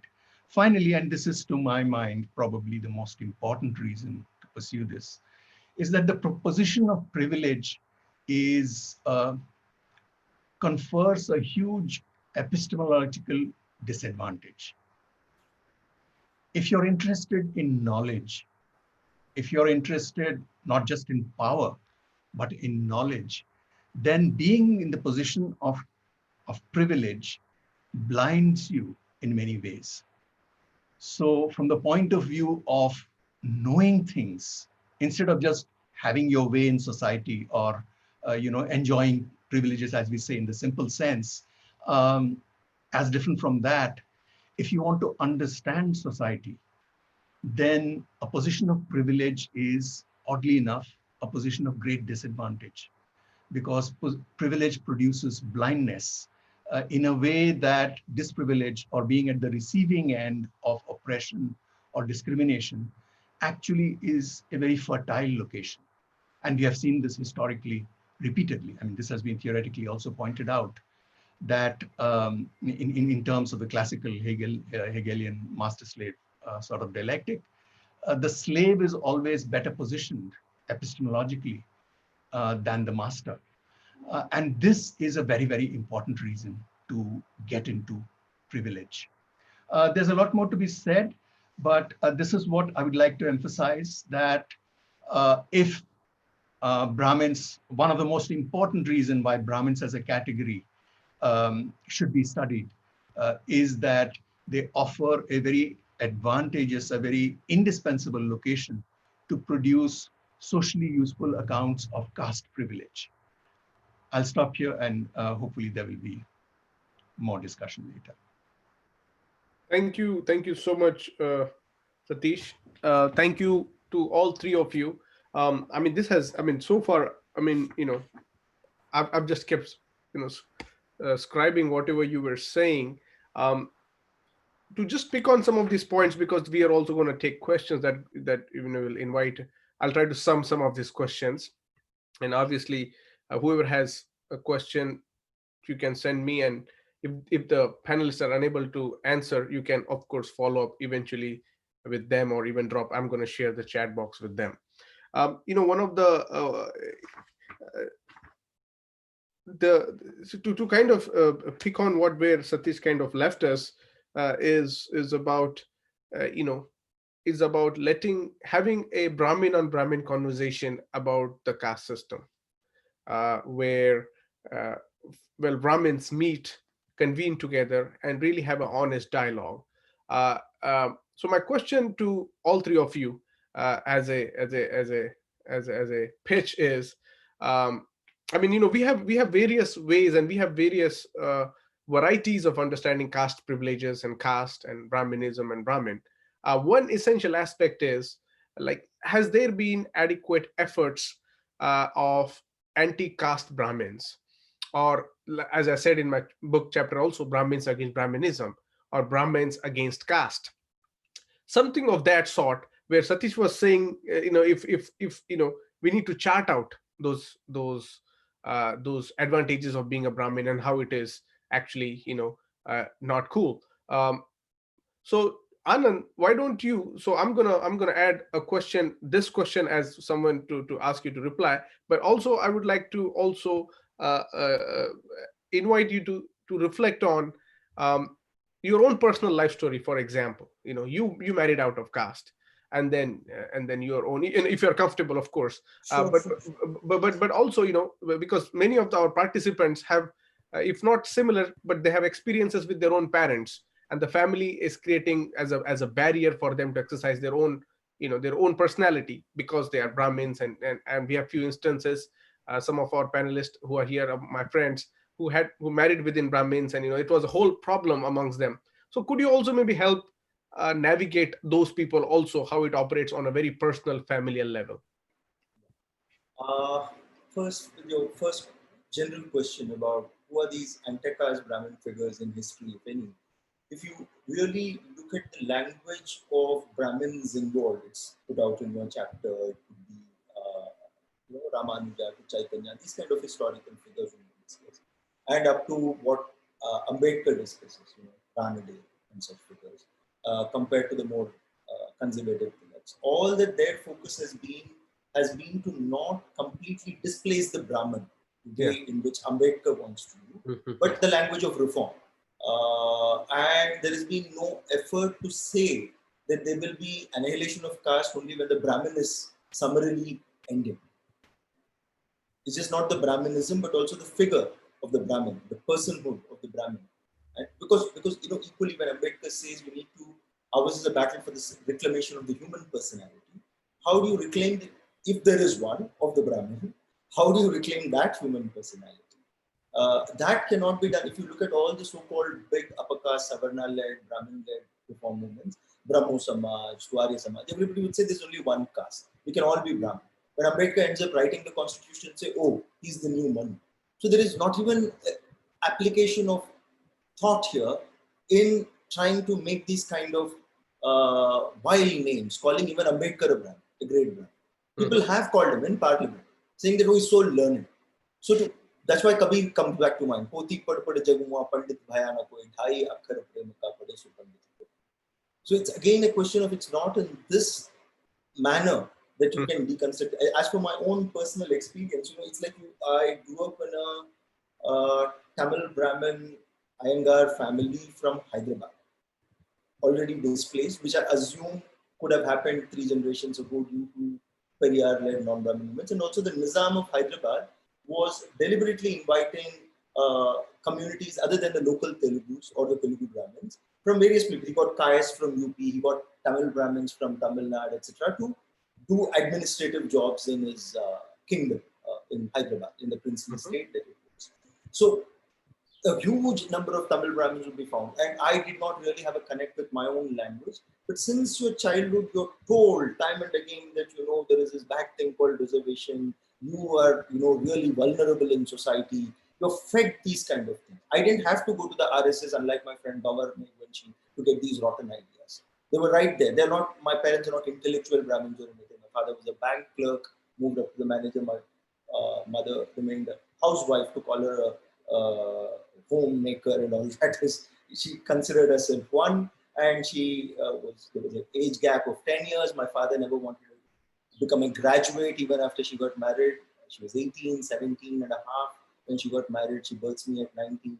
So she goes through, what I see first is my own mother being segregated when she's having her monthly periods. And then she didn't have a girl. So I would be taught to cook from a distance.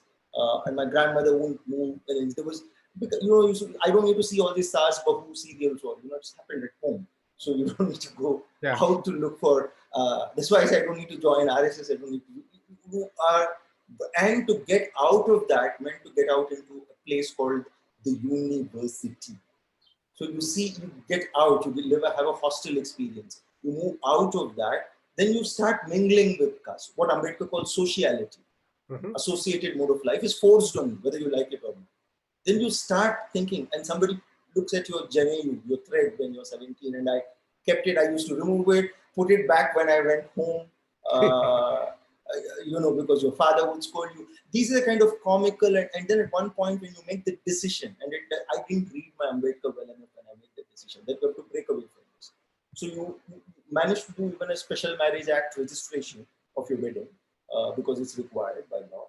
Because there is this Ambedkar person who makes it, you realize that later, that's post facto. I read my Hindu code bill and other stuff much later. But you see that whatever has been possible even for the secularized Brahmin to operate in the knowledge sphere in terms of coming out of caste, it has been possible by a kind of a Dalit created Ambedkarite space.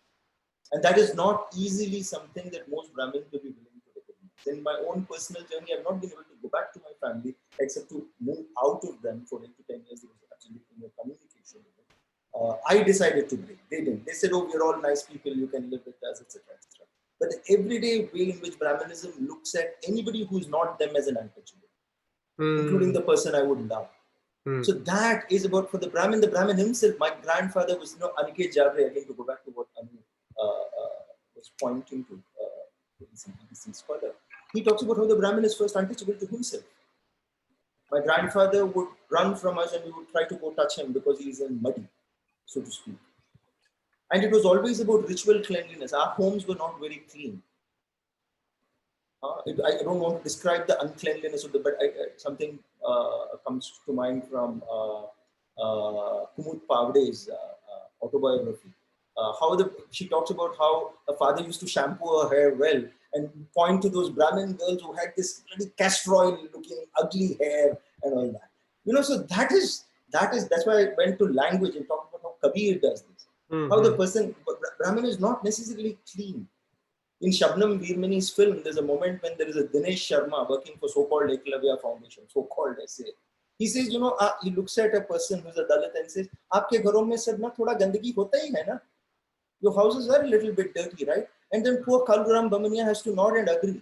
I mean, that's quite candid film moment. But Brahmanism, even when it works for Eklavya Foundation, even when it works against itself, unwittingly keeps tripping on itself.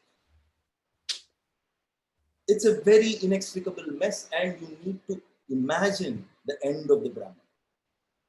Okay. What we can do is, we'll come for the second round. So Anu, basically same question to you, but I might add, I mean, of course, you could, maybe tell us also about how you kind of discovered or came about your own recognition as a, Brahmin woman or girl, if you will, as you were growing up. And, almost it has, there is always a critique, especially directed toward Brahmin scholars, that they have overworked on caste and Dalit issues. And there has been always this kind of a gist that kind of takes place. One question is, of course, help us through your own personal life story to understand. And also, second question, there is directly specific, especially at you, is can you imagine a version or a form of Hinduism that has no caste and can be a force for good? So there is basically this whole question of Ambedkar's. This is asked by another Brahmin who wants to know from you. Yeah. Sure. So I'll start with your first, I guess, which is, and I want to say a couple of things. There is one's own sort of formation, and they're all singular stories. The idea being that they add up to something a little bit more complicated in this story of either privilege or a kind of transformative encounter with oneself and with one's community and so on. But I think there's also a bigger question here. The questions around privilege, the questions around exploring Brahmanism, thinking about the longue durée, in some sense, history of the Brahmin and Brahmanism. I think all of this has to be kind of enfolded in a deeper question, which is, what do we want? And I think the question of what do we want of Brahmanism? What do we want of anti-casteism? What do we want from a critique of merit and privilege? I think those are, they're opening up for us very different strategies and tactics for exploration, for description, for engagement, and for a kind of political reformation of the self. So I don't, so it seems to me that part of the kind of messiness is that there are many different paths, right? And part of it is, what is the question? What is the kind of fundamental question, and what is it that you want? What do we want? What does society want? What do Brahmins, the kind of, what would we call the kind of self-hating Brahmin? I think this is what Anand was describing it as. What does one want? But sort of having put that there, I guess I will very briefly take up your call to autobiography. I have an awkward relationship to thinking biographically in order to think analytically, but we can sort of pose that question, I guess, again. But in terms of, the question that you asked of, how does one come into this kind of critical self? I grew up in the United States. I came into caste because I came into race. And I grew up, and I came to the United States as a child of 10, and I grew up on the south side of Chicago. Oh wow! And so, and the south side of Chicago, meaning, in the 30s, around. Describe for the audience, Anu, for some who might not know how south side. I'll say a little bit about that. So the south side of Chicago that I came into at the age of 10, 9 and a half, it has a kind of spatial geography that goes like this. My father was a student, a late PhD student, I might say, kind of impoverished in many ways, as graduate students are, well into the time that I was 16 or 17. So we were quite poor in that sense. So one had a kind of radical experience of, I suppose, that unmarked secular Brahminhood, the South Indians, Brahmins, who are all given to kind of science, they're all doctors, engineers, and so on, a kind of technological world that Brahmanism made. So one sort of experiences that as a child who's not quite aware of what that kind of privilege involves, and then is thrust, in a sense, at the age of 10, coming into a certain kind of critical knowledge, one might say, into this world of race and racialization. And I think, I've not quite made sense of it, which is why I said that, to think autobiographically, to think analytically, requires a lot of work, right? And it requires a certain kind of language. So this is just a kind of description of that. And so that the spatial geography that one comes into then is a kind of South Side, which on the one hand is populated by high-rise projects, social housing, you might call it, but that they're deeply racialized. This is not European social housing. So these are projects where you've got African Americans living in poverty, very often created by the state. And on the other side, because of where IIT, the Illinois Institute of Technology, was located, on the other side, you had Richard Daley's Bridgeport. So you actually had a certain kind of it's the location for a certain kind of easy, casual white supremacy, I suppose you might call it. So this is the kind of world that one comes into. I went to a school, including a high school, which Michelle Obama also went to. I went to a school that was 90% Black. And so in many ways, it is that exposure, it seems to me, of critical race studies, and the kind of enormous and elaborate world of historicizing the embodiments of race that actually got me to come into the world of caste and to think about questions of caste privilege. So it's an odd, perhaps, kind of a movement into this. You had another question drawing on this, so let me move to the question then of Hinduism. And whether one can, and then you'd also asked about sort of, what is the history, in a sense, of reformism within Brahmins.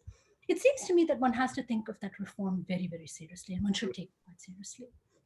Not because it does something radical ultimately, but I think that those projects of the 19th century, the deep engagement with the social, which is perhaps something that is very difficult for us today to engage in, partly because there are so many boundaries. There's a kind of bounded nature, a kind of substantialization of caste, if you will, and so forth, voting blocks, etc. But the very deep engagement with the social as a relational world. Differentiated personhood is fine, right? I mean, these are not people who are thinking equality, so don't get me wrong. But that struggle, the space of civil society and the social struggle, I think, is very, very central. And we could think about the domain of the social and the kinds of experiments in the domain of the social, kind of, moving between, you can think about a kind of progressive Brahmin. So you would think about an Agarkar, I suppose. You think about your Brahmin liberals, your Ranades, and so on and so forth, all the way through to someone like a Phule, for whom the domain of everyday life is the domain of social critique, right?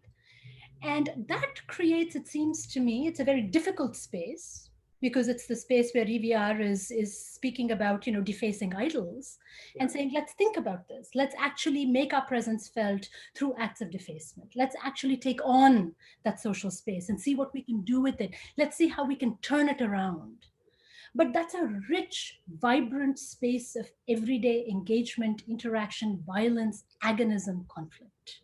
And in some ways, I want to, so I guess one of the, the provocation in some sense would be, how do we actually remake that kind of social space today? Right, exactly, yeah. What we want then, is you want to actually, fight over goods and struggle over, stuff, real material stuff. Do it. Maybe this requires, an act of true revolution, right? I mean, material consequences to revolutionary acts, right?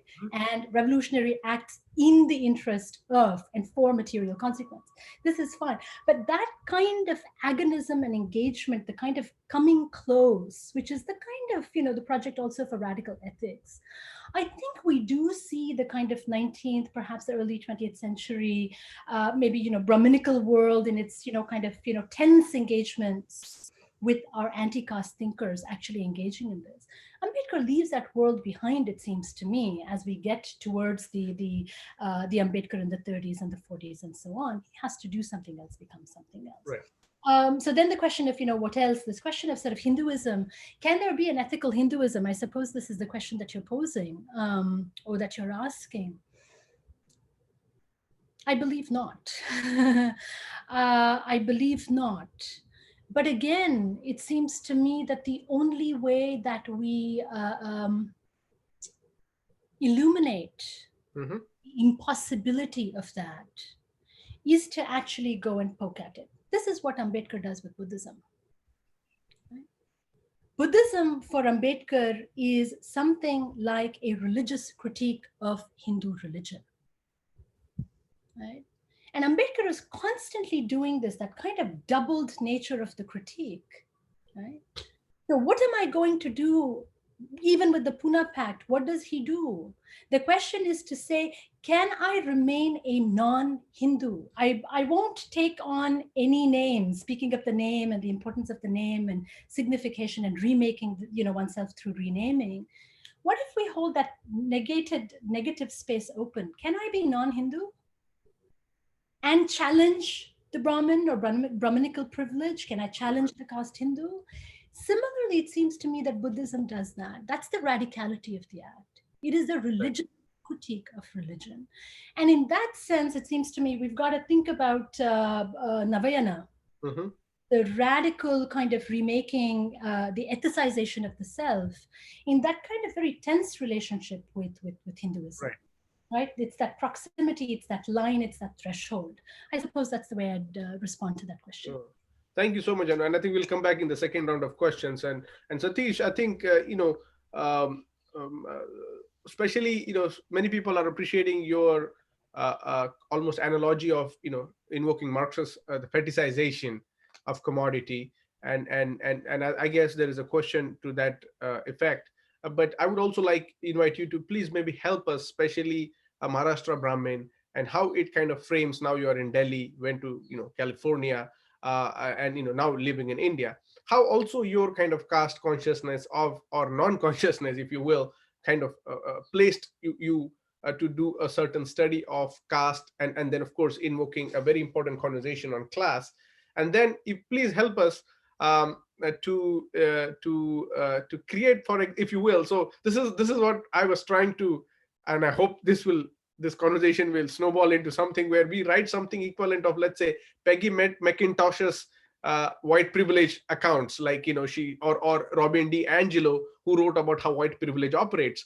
Can there be a, if you will, a document of 4 or 5 pages or whatever, which kind of says, if you're a Brahmin, 1 da da da da da, 2 da da da da, so these are the privileges, what can you do, da da da da da, and then there is an option for you, how can you help? And I think there is and Sangeeta has of course always had asked on the chat, where she said, can we create a Facebook or some group of Brahmins discussing about ills of Brahmanism and try to contribute their well into Anti-Caste? So I guess it's more of a sociologist Brahmin to you to say, is there a possibility for such avenues?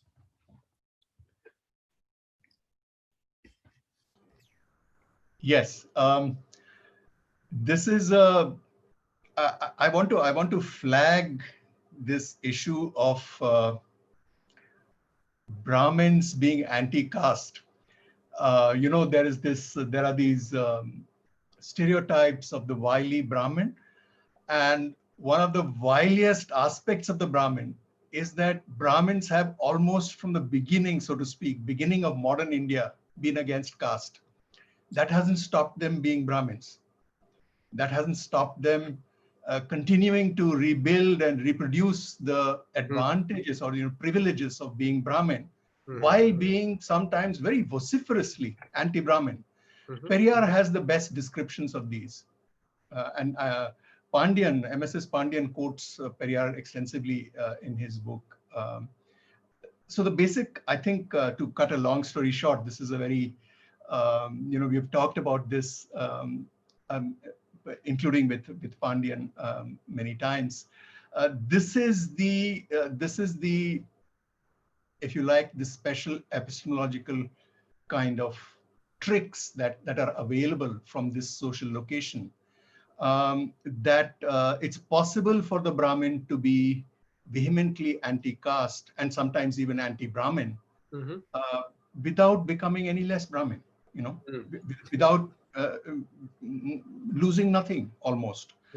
So let me give you, it's a very slippery notion. That's why I'm saying being anti-caste is can mean very different things. Let me give you a very quick concrete example, since the other panelists have also done this. I feel I have to do this as well. I discovered caste 3 times in my life, and all 3 times I was against it, right? But it was a completely different experience. I first discovered caste because I had a very Nehruvian upbringing.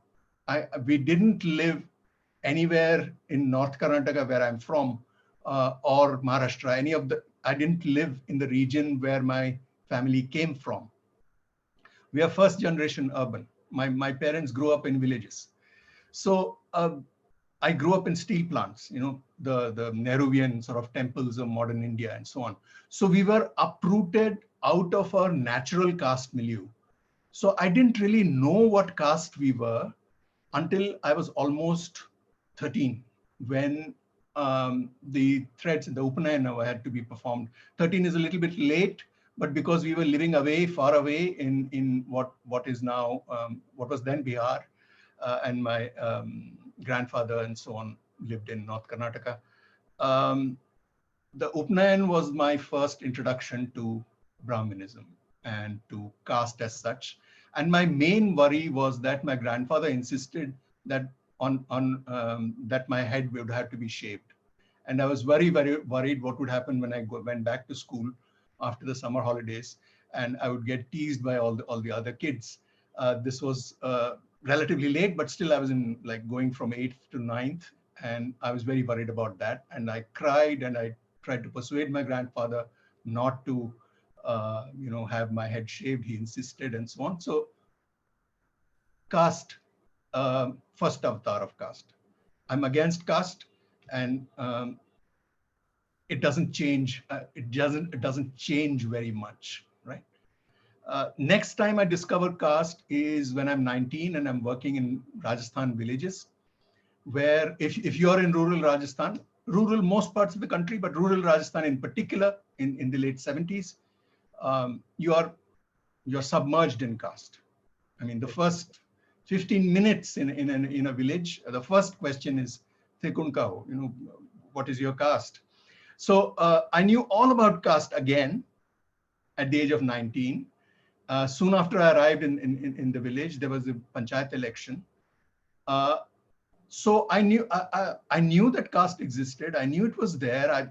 I studied it, but I didn't have caste. I felt that I didn't have caste. Right? And the third time I discovered caste was when I was 32, 33 in Hyderabad at the time of the Mandal agitation.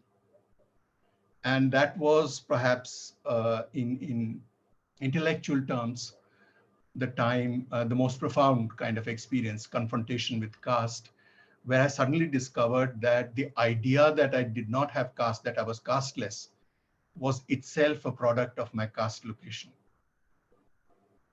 That it's only because I was a privileged upper caste, and within that, a Brahmin belonging to the Brahmin caste, that the experience of being casteless was available to me. That's why I'm very skeptical, or I'm very, I want to examine very closely ideas of being against caste, right? Because this is the actual achievement of the Nehruvian generation. The entire Nehruvian generation solidified, cemented the modernization of caste privilege while being against caste. Yeah. So I feel we need to think very carefully what we are talking about, what context we are talking about when we say that Brahmins and anti-caste, being anti-caste, because on the surface, Brahmins have almost always been anti-caste. The loudest voices against caste have been from amongst Brahmins, which has not in any way, as I keep saying, diminished their privilege or their participation in forms of caste oppression. You also asked about fetishism and merit and so on. And I would like to say quickly, because we are surrounded by it here in Delhi, ideas about Hinduism and what Anu was also just talking about. Quickly on merit, this always attracts a lot of attention and a lot of strong feelings. I do not mean to say, I think we need to get beyond the stage, the initial stage of naive ideological opposition, where we say that merit is fraud and there's no such thing as merit and so on. We need to have much more complex accounts of how is it, what is the content of merit, what is called merit, right? And what I'm calling fetishization is the conversion of merit into a kind of personal attribute. Yeah. Whereas in fact, it is a jointly created social attribute. So it's not that people who claim to have merit don't work hard or are not intelligent or it's all sort of fraud and so on. That's not the point. The point is that the work that they do bears much richer and more plentiful fruit than similar kinds of hard work that others may have done, right? How does that happen? That's what we need to understand, not go around saying that, the usual opposition between merit and reservation and so on. We need to get beyond that and talk about it. Hinduism is our biggest challenge right now. Can an ethical Hinduism be possible, as Anu was seeming to think that it can't? I used to think that this will be the challenge that this will pose, that caste will pose to the Hindutva agenda, will in the end either make Hindutva, make for a kinder, gentler Hindutva, or it will destroy Hindutva. Now, neither of these seem to be working because the positive content of Hindutva is now sort of postponed, or it's not the urgent front burner issue. The front burner issue is the negative content of Hindu identity. That is an anti-Muslim sentiment is the major content of Hindutva today. And there is a process, a very real process, which we need to talk about in greater detail some other time. There is a process of what I am calling here, knowing the risks of this, the Dalitization of the Muslim today. There is a construction, a very conscious construction today of the Muslim as the, figuratively speaking, the new untouchable. The person whom it is incumbent, it is morally incumbent on you to oppress the Muslim today, if you are to be a good Hindu, or even any kind of Hindu. And this is this negative project is what is driving Hindutva today. How long it will drive it and so on, I don't know. But the older idea that the contradiction between the Brahminical core of Hindutva and the electoral compulsions of catering to the OBCs and the antipathy of the OBCs towards the Dalits, that these contradictions will make Hindutva change character or it will make it collapse. These expectations haven't proved true. Right. But the other agenda, the Dalitization of Muslims agenda, is going full speed ahead. So we are in a new terrain that we need to understand. Dalitization of a Muslim agenda. I think that's the height of current regime, which as we are seeing, are the rising of the bodies. Anand, let me go to you very quickly on this, and I think people have been sending me questions. So one of the and of course we will come back to Satish's this point, but Anand, the question that, for example, directed at you was, that you pointed Butler's excitable speech. So this is like a speech of a hurt speech or names, and the whole idea of calling out or mentioning or deciphering whatever is in front of us. So this is Partha asking, Partha Sarthi from IFLU. Uh, how then do we create an archive of the hurt of the people who have been persecuted, who have been languished in various corners of this world? And so this is a very philosophical kind of hype that we would like to also engage with this.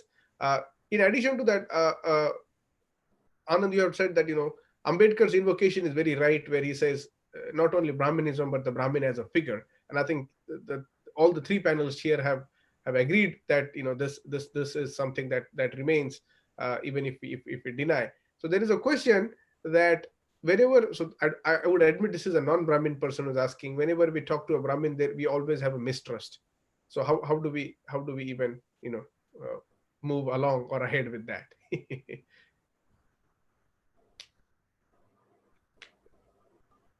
Wait. You are mute. Let me unmute you. Am I audible Yeah. now? Yeah. There's another related question that the scholar Parthasarthi Partha that he asked, which is, first the question is, because of the premise on which the dialogue is curated, are you speaking as Brahmins or are you asked to speak as Brahmins? If so, how do you affirm fight with caste identity? What are the ways in which you think or refuse to think of yourself as a Brahmin on an everyday basis? How does one think about the certainty of caste identity? How certain, uncertain are you of your Brahmin identity? I want to start with that because my sense of, as somebody who started reading in and around caste, if you start looking at when does a formation like say Iyengar come to be? What is this claim to be Brahmin? How could you not have been maybe what Ramanuja converted? Or if you claim your Gotra to be Kausika, which is Vishwamitra, he was already not a Brahmin. So there is no certainty about, it's a fiction. It's a grandiloquent fiction of claiming that you're a Brahmin. Mm-hmm. And over generations, over say 5 generations, 6 generations, over say 300-400 years, there have been clear instances of caste changing, of your place in the Varna order changing. People do make these efforts.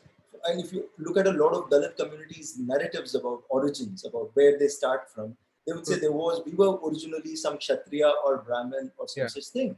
And then there was a famine, and then we ended up eating a dead cow at that, and then we fell. Otherwise, we were very noble.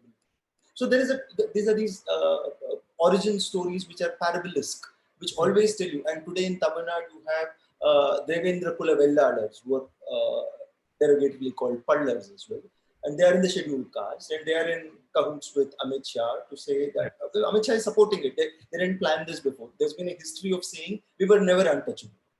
And if you look at, because untouchable, even then, it's not as if this is just a rhetorical position of trying to get out. If you look at what Ambedkar does in the untouchables, who were they, why they became untouchables, this time of name calling, what is the history of untouchability?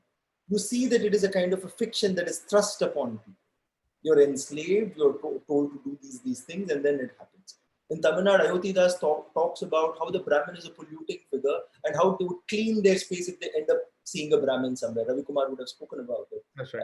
In one of your last Dialogics sessions. So this whole thing is you're being told since your birth, okay, at some stage, Satish Deshpande, that kind of a description fits to a lot of people who are forced into that thread ceremony. But even before that, you have to be really blind. Even if you're an expatriate living in the US, you might go to a black neighborhood. What do you come home and what do your parents tell you about? They can't not tell you anything because my parents were also displaced in some sense. So the anxiety of preserving caste in a displaced place becomes sometimes more. Because if you see these Hindus against Hindutva kind of initiatives, because you're talking about reforming Hinduism, then well-minded, well-meaning people, they can take TM Krishna with them. Not me. I'm sorry. Because this whole idea of saying there can be a benevolent Hinduism is an oxymoronic category. It's simply not possible. About Partha's, the other question, which was about this whole invocation of, I was not invoking Butler. I'm sorry, I'm invoking Claudia Rankine. There is a great deal of play there in her invoking this white person in the way our gaze turns to it. and how she reflects on how this name calling is out. Talk to Partha about that. It's in terms of the names and how do you do it in your everyday life? How are you conscious of yourself as a Brahmin in your actions? One has to be. That's why I said you constantly trip on yourself. You're unwittingly Brahminical sometimes. It's a difficult kind of a poison. It's an unending process. As long as I'm around, there will be something Brahminical about me. I have to admit to that. And then I'll have to keep excising it, right? Keep trying to edit yourself. Keep trying to make yourself a better person. And that is something that you learn as an ethical thing. Not one bit. I didn't learn any ethics from my parents. I don't think I did. I'll be very brutal about this. And there are friends of mine who would say, just to please your parents, why don't you do certain rituals that will please them? They say, oh, my parents are. This whole thing of trying to be nice to family, nice to Brahmanism is the same. And we need to make that personal choice with moral conviction. And that's a moral courage that you draw. I would draw it more from Ambedkar because he's not necessarily from Periyar and the whole non-Brahmin movement. Come on, you define yourself as what you're not, okay? The Brahmin becomes a central figure, and in India, we have had these constructions of a majority which defines itself as saying we are not that. And that again creates a certain hierarchy, as we have seen. That doesn't include the Dalit. There is this, that's why Ambedkar talks about a sliding scale of hierarchy. That's why you can end up having a Bamaniya. The very parody can become a caste. The very critique can become a caste. Like Dr. Ambedkar says, it's always a system of castes. It doesn't exist in singular. So the Brahmin self-creates, so to speak, defines things in what is basically poetry written in meter, which is basically name calling, written in spite of calling others names and distancing yourself from others. Right. So this is something that is going to take a lot of effort at unpacking, which is why the rhetoric I use of saying where are the Janayu Dahan, thread burning ceremonies. Satish will talk about the shame of being forced upon the thread. I can give you a similar narrative. Another friend and student of his, Ramesh Bairi, can tell you that all these Brahmins all of us can tell you that. But where do we go back? Like that's the moral challenge that you are posing us. How do you go back and tell them to burn your thing? So I've been it might be symbolic. Some Marxists might tell you it doesn't come to anything. Marxists with a Deshpande name will also tell you that. But we haven't even had those symbolic empty gestures. Exactly. That we have this dialogue now so late in the day speaks to the kind of silence around this.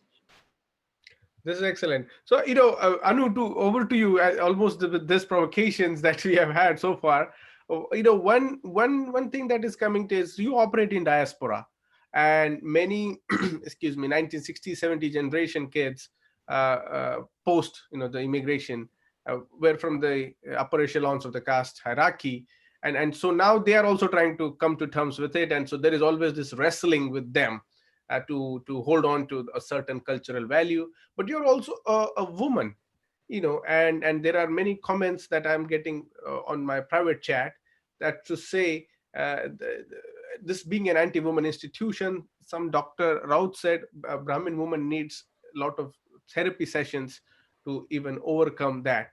So I think there is a very interesting gender dynamic that plays into this. Help us think about it, Anu. Also, Chicago, then going to Michigan, and then of course having this illustrious academic career, yet always on the academic sphere, because you talk about class, and some people might argue, and as I've gotten one comment to say, as it is here, that Vedas and Gotras are losing significance every day. So why should we, base our argument on them? If at all, why don't we talk about global capitalism as a Brahmin caste identity? I think it's a very interesting thing, de-spiritualizing, de-secularizing things.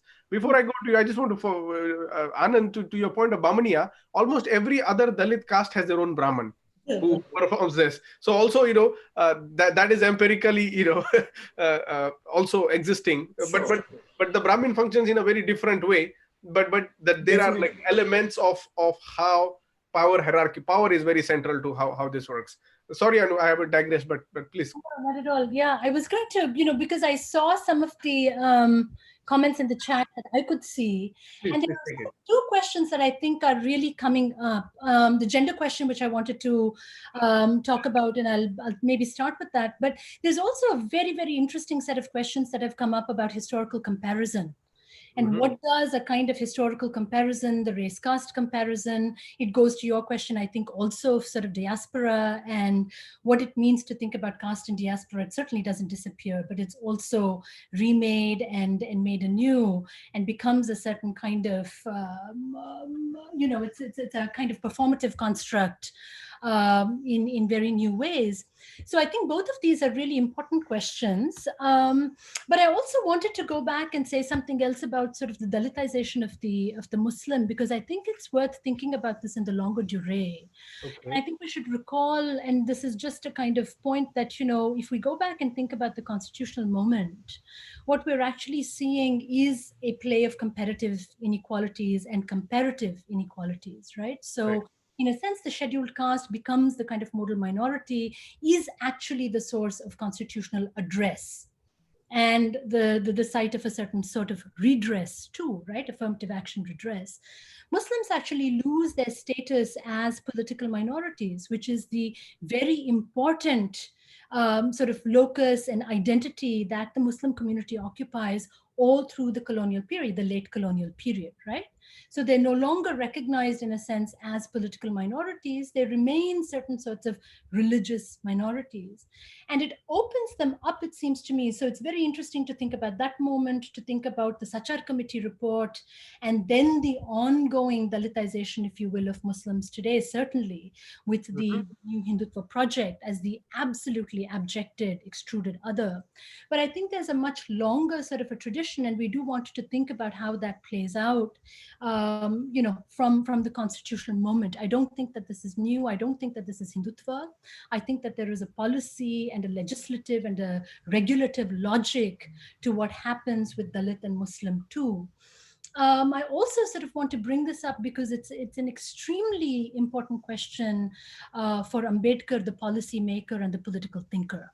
And his arguments about the Pune Pact, the arguments about the separate electorate and so on are always in some sense parlaying with, they're taking on, they're in conversation and dialogue with the question of the Muslim community, the Muslim separate electorate, rights, political rights of the minority and so on. So you have a very long-standing, at least a kind of 20th century history of what's happening with Dalits as minorities and Muslims as minorities, who then in the moment of partition actually become a nationality, right? And I think it's very important for us to think about that, and we shouldn't forget the important, partition text. And much of, I think the conversations around caste, because they're also refracting questions of religion, questions of, who is the Muslim today and so on. I think we wanted to think about both of these kind of analytics, hold them together perhaps and see what we might be able to produce. But your question, so let me come to your 2 points. I think the question of gender is extremely important. Yeah. And, at some level, women don't have caste, right? They take on the caste of the father, they take on the caste of the husband. And it's interesting to me that, again, it's the anti-caste thinkers who pick up on this very interesting kind of conundrum. Ambedkar will certainly pick up on it, and we will recall that first original, really sort of searing text where, he's channeling, one could say, both Marx and Weber, but, Marx emerges there around the argument of surplus and around the idea of surplus women. Yeah. And so the logic of endogamy, the logic of the surplus woman, the one who's kind of left out of the caste logic, and the fact that she also is the one who gives to caste its coherence, right? So again, Brahmin women are maybe missing in the story. They take on the caste of somebody else. There's always substitution and displacement going on in this lovely world of caste. But they are also, again, I think, as you're saying and asking deeply, I mean, they are the ones who uphold the kind of symbology of Brahmanism. Yeah. So whether it is the question of maintaining Brahmin women's, purity, or whether it is the question of marriage, endogamy, marrying out of caste or marrying within subcaste, something that you brought up, Suraj, they occupy a very, very awkward place. It's a certain kind of a place of, being within and without. It is the place for a possible critical analysis, it seems to me, of caste and perhaps also of Brahmanism, but they're deeply implicated in that order. And so if we are really to think about the fact that much of what's happening today in terms of violence, caste violence, is deeply gendered, it is sexualized, and happens around the very complicated ways in which Brahmin women, Brahmin men, right, Dalit men, Dalit women are part of a complicated logic, right? So think of someone like, Du Bois. Black Reconstruction begins in a sense by saying, this is a form of, race is a form of intimate violence because we are all intimates. And that whole beginning of, Black Reconstruction, he does this in some places, I think in Souls as well, is actually an argument about the fact that this is an order of sexual intimacy that then produces an extraordinary level of violence and violation. Yeah. Right, the relationship between white and black. And perhaps, again, thinking of historical comparison and or again, analogy, this might be one way to think about, the question of gender and I think what you're asking, gender and caste, and how we might want to kind of parse that. These are not equivalent, right? Yes, there is Brahminical patriarchy, but it seems to me that gendering is a process that can't be equated with being casted. And we do want to maintain some kind of relative autonomy for those practices, and I don't think that this idea of intersectionality cuts it. Intersectionality is saying, well, where there was one, we have three, right? So when we thought we were going to work through caste, well, now let's bring in caste and class and gender, and let's think intersectionally. It's a geometrical formulation, which actually doesn't get at the nub of what is the organizing logic. Right, which is why I said, what is it that we want? So, so it seems to me that that question of gender, the space of desire, and really of the place where community is being made and remade, which is at the level of sexuality, gender, marriage. This is the nub, actually, of what it is to think of Brahmin caste and Brahmanism. If I can just say something else very quickly about historical comparison, because some people very quickly, if you don't mind. Race issue. I think, we wanted to make a distinction. One is not making absolute comparisons, right? We're not saying that, using this example allows us to think similarly about some other case. We want to actually enlarge, in some sense, a kind of world where possible readings, right, of subaltern conditions, ways to think and mobilize a certain set of analytics, etc. Those forms of analogy, maybe even of affinity and solidarity, actually allow us to remake a possible, political world. So a lot of this, it seems to me, and again, you can speak to this, is actually also about thinking about a project of global solidarity. Where, Dalits come together with other groups and so on and so forth. These are discrepant histories, and you can't reduce the one to the other. And certainly nobody would think about, comparing what's happening in the United States to what's happening in India and so on and so forth as some direct comparison. But there's always affinity, and there's actually global comparison. And one could say that, for Ambedkar, the great move was both to remain as a regional thinker, to think about the anti-caste tradition he comes from, and to think globally, and to actually do a way to kind of make a detour around the national question. Because the national question for him is the question of Gandhianism, right? And of Congress. And this for him is a project led by sociological Brahmins, coming back to the question of Brahmin. So. I think let me hop on to Satish on the sociological Brahmin thing, because we have a sociologist Brahmin. Satish, two questions have come to your way, and I will just try to club them together. One thing of the, this one comment is for three of you to the whole idea of Brahmin as a category, secular, non-secular, conservative, orthodox, is it even, and with what I understand from you, Satish, is doesn't matter what you call it. The French word raison d'être, the very existence of that has not been dismantled, and Anand has said let's just destroy it. We don't need it. So many Brahmins that we have currently, immense position of power. The last I checked, Brahmins in India made 48% of India's wealth. I mean, more compared to, so a tiny minority owning that much amount of wealth is fabulous. So we don't see Brahmins fighting against Brahmanism as Brahmins. We see Brahmins fighting against Brahmanism as Marxists, as Gandhians, as Nehruvians, as feminists, or if you will, LGBT activists. We don't see that, I'm a Brahmin and I want to fight against Brahmin, because that clearly squares back to your appreciation of the term that, even though you are anti-caste, you're still a Brahmin. I mean, that's not going away. So why not just then utilize the condition that one is, which is a Brahmin condition, and fight against it? So help us and help people to understand, how can we, if you will, graduate the understanding of Brahmin to becoming revolutionary or whatnot, whatever you call it.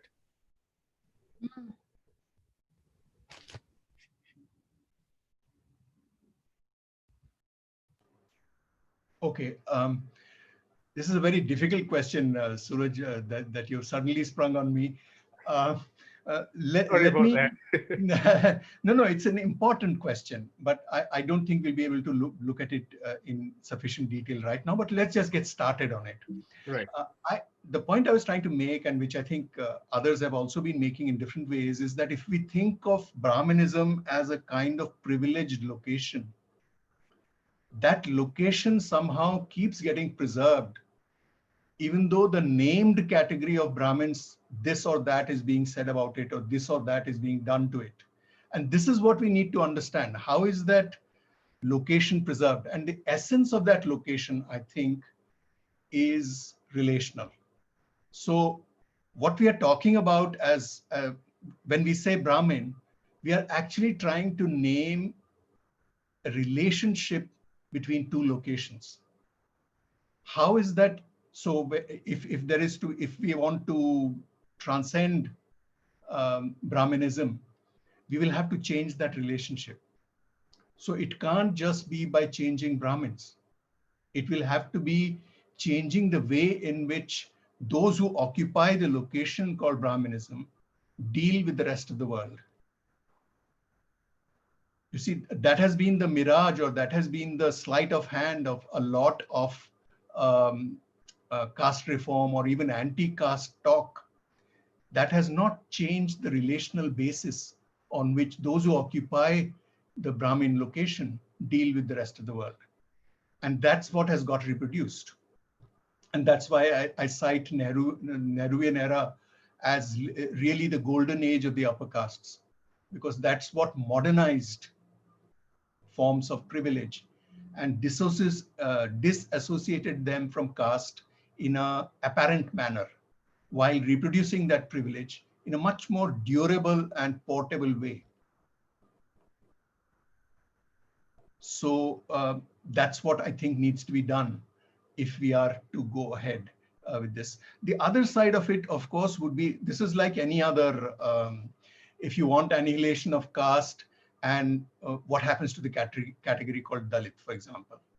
Are we against racism, or are we against racial identities? These kinds of questions have come up before. So the positive content of Brahmanism that is not sort of socially toxic remains to be defined. And once we have that positive content, maybe then we can work on something. But what will that positive content be? Is there, what is left after you subtract from Brahmanism the caste-based privilege? What is left? This is an open question to be answered afresh today. And until we have an answer to that question, I don't know what it would mean to oppose Brahmanism as Brahmins, right? Because that's really what is involved. If we want to really get beyond Brahmanism, we have to get beyond that relational axis.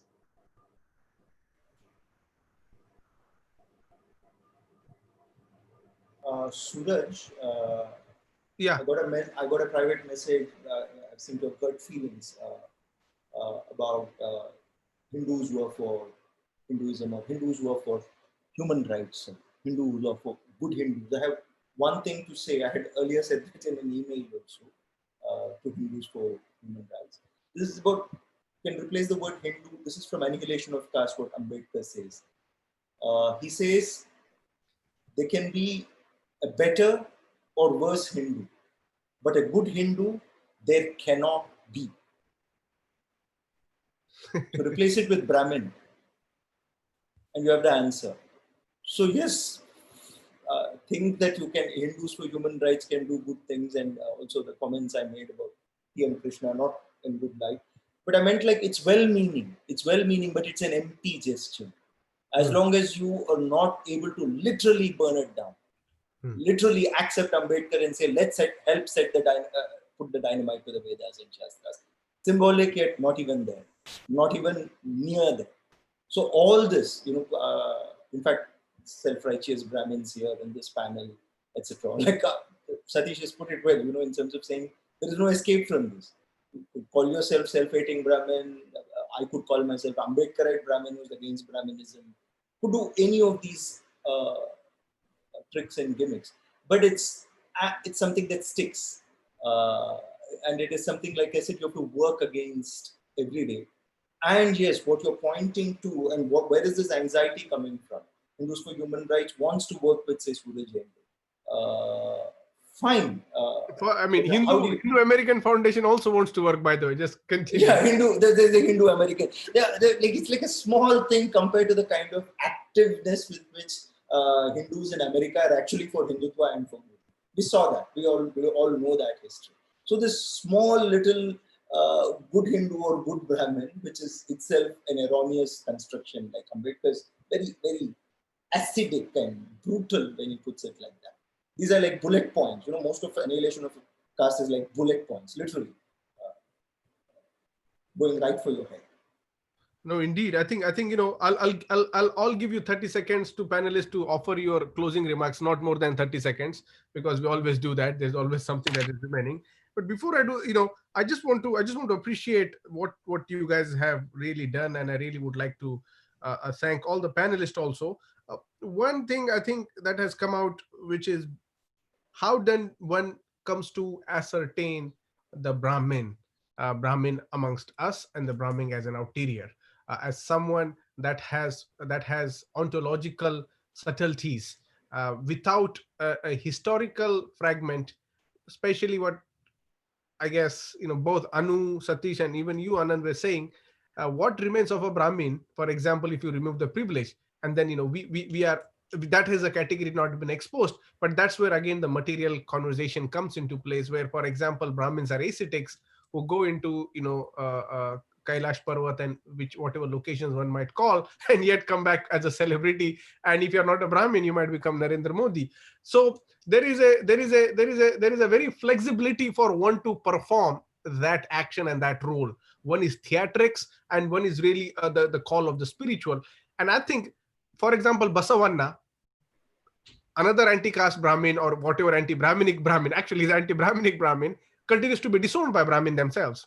Similarly, in Maharashtra, the Mahanubhav tradition, and we of course so forth and so forth. And I think those traditions are not alive amongst Brahmins. And I think this is where it gets complicated, where even in contemporary times, people are still sticky to what Brahmin means, and people keep on critiquing me. Why are you always talking Brahmins? Why don't you talk about the Kshatriyas or the Baniyas? And I try to make a case that Brahmin, if you look at this conceptual category, Brahmin really holds water. But that's for another day.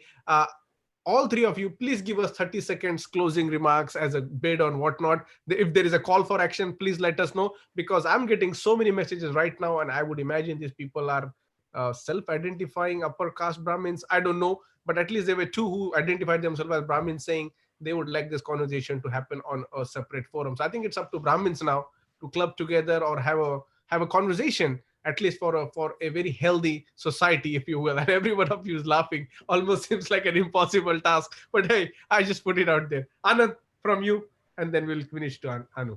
Yeah, there was one message on the board here which said, probably Ambedkar's words about this made her say this. Audre Lorde's poem, The Mask from a line from a poem. The master's tools will never dismantle the master's house. So when Suraj earlier got in touch with me, I said, this panel where we all know each other, this looks too bad. Why don't you get some conservative Brahmin scholar types who are actually like liberals out there? I gave him some names which I won't reveal. They did not come, by the way. And I said, try them. They're not really like saying, oh, I've read my Ambedkar, I know this, I've done translation, I've published R.V. More, I've published annotated edition. Not these kind of Brahmins. The others who are teaching Shakespeare and the person who, kind of professor who marked me high even when I wrote a bad paper. When do you get them in dialogue? Forget the ones who are like the ones looking in your poster.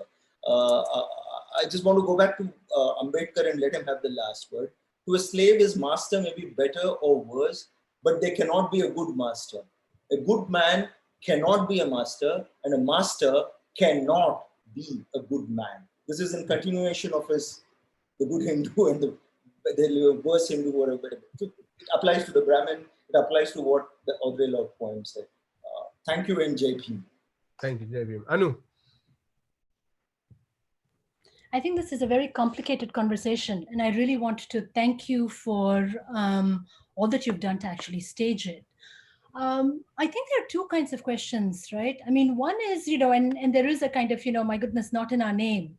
So part of this is the deep, deep, deep embarrassment, right? And whether you call it self-hating, whether you call it embarrassment, whether you call it, some notion of a kind of, deep ethical transformation. Yeah. Right? That, so one wants to occupy different, people are occupying different positions in this. But a large part of this is that disavowal of that position of historical privilege, but it's also a position of deep historical violence, right? Mm-hmm. You are, in a sense, the perpetrator and you are a beneficiary. And one of the things that, one really, I think, wants to think about is, how do you think about a question, not just of, I'm not so interested in sort of, what we do as Brahmins. As I said, we're all quite nasty to each other. Forget about, the rest of the world.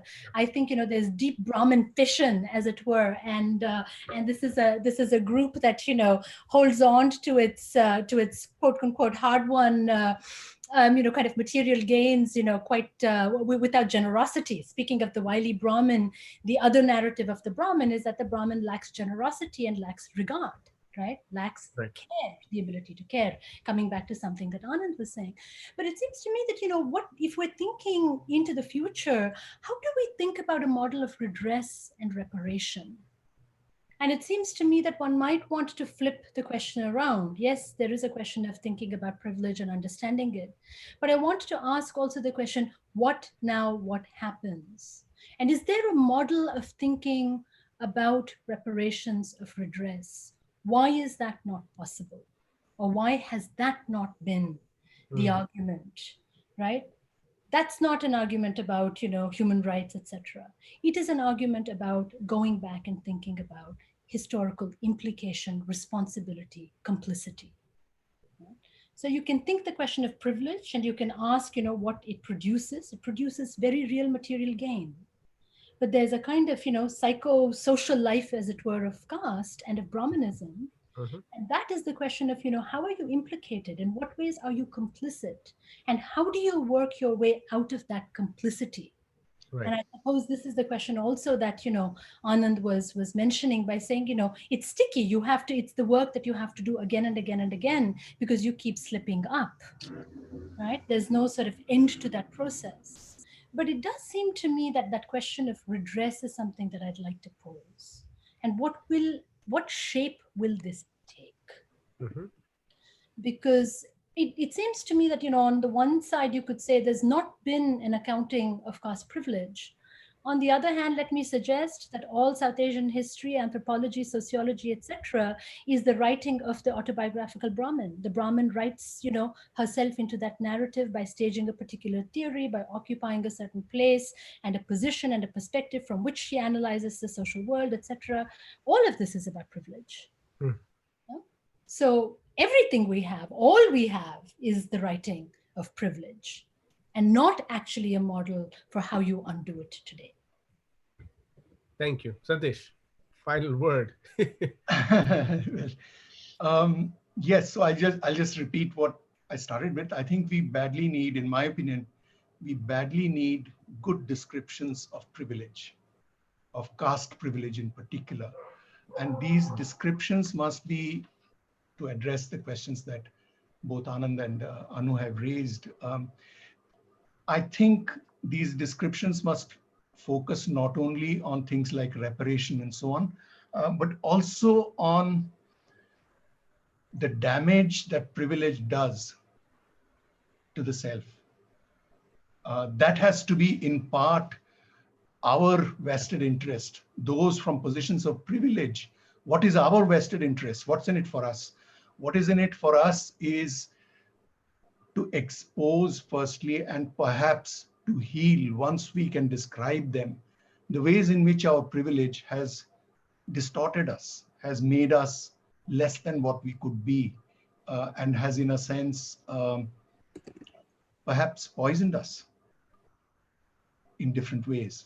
If you could try and understand that, I think we will need to move forward. We have to remember that what was liberatory about accounts of oppression was that they offered a standpoint for both oppressor and the oppressed to move forward.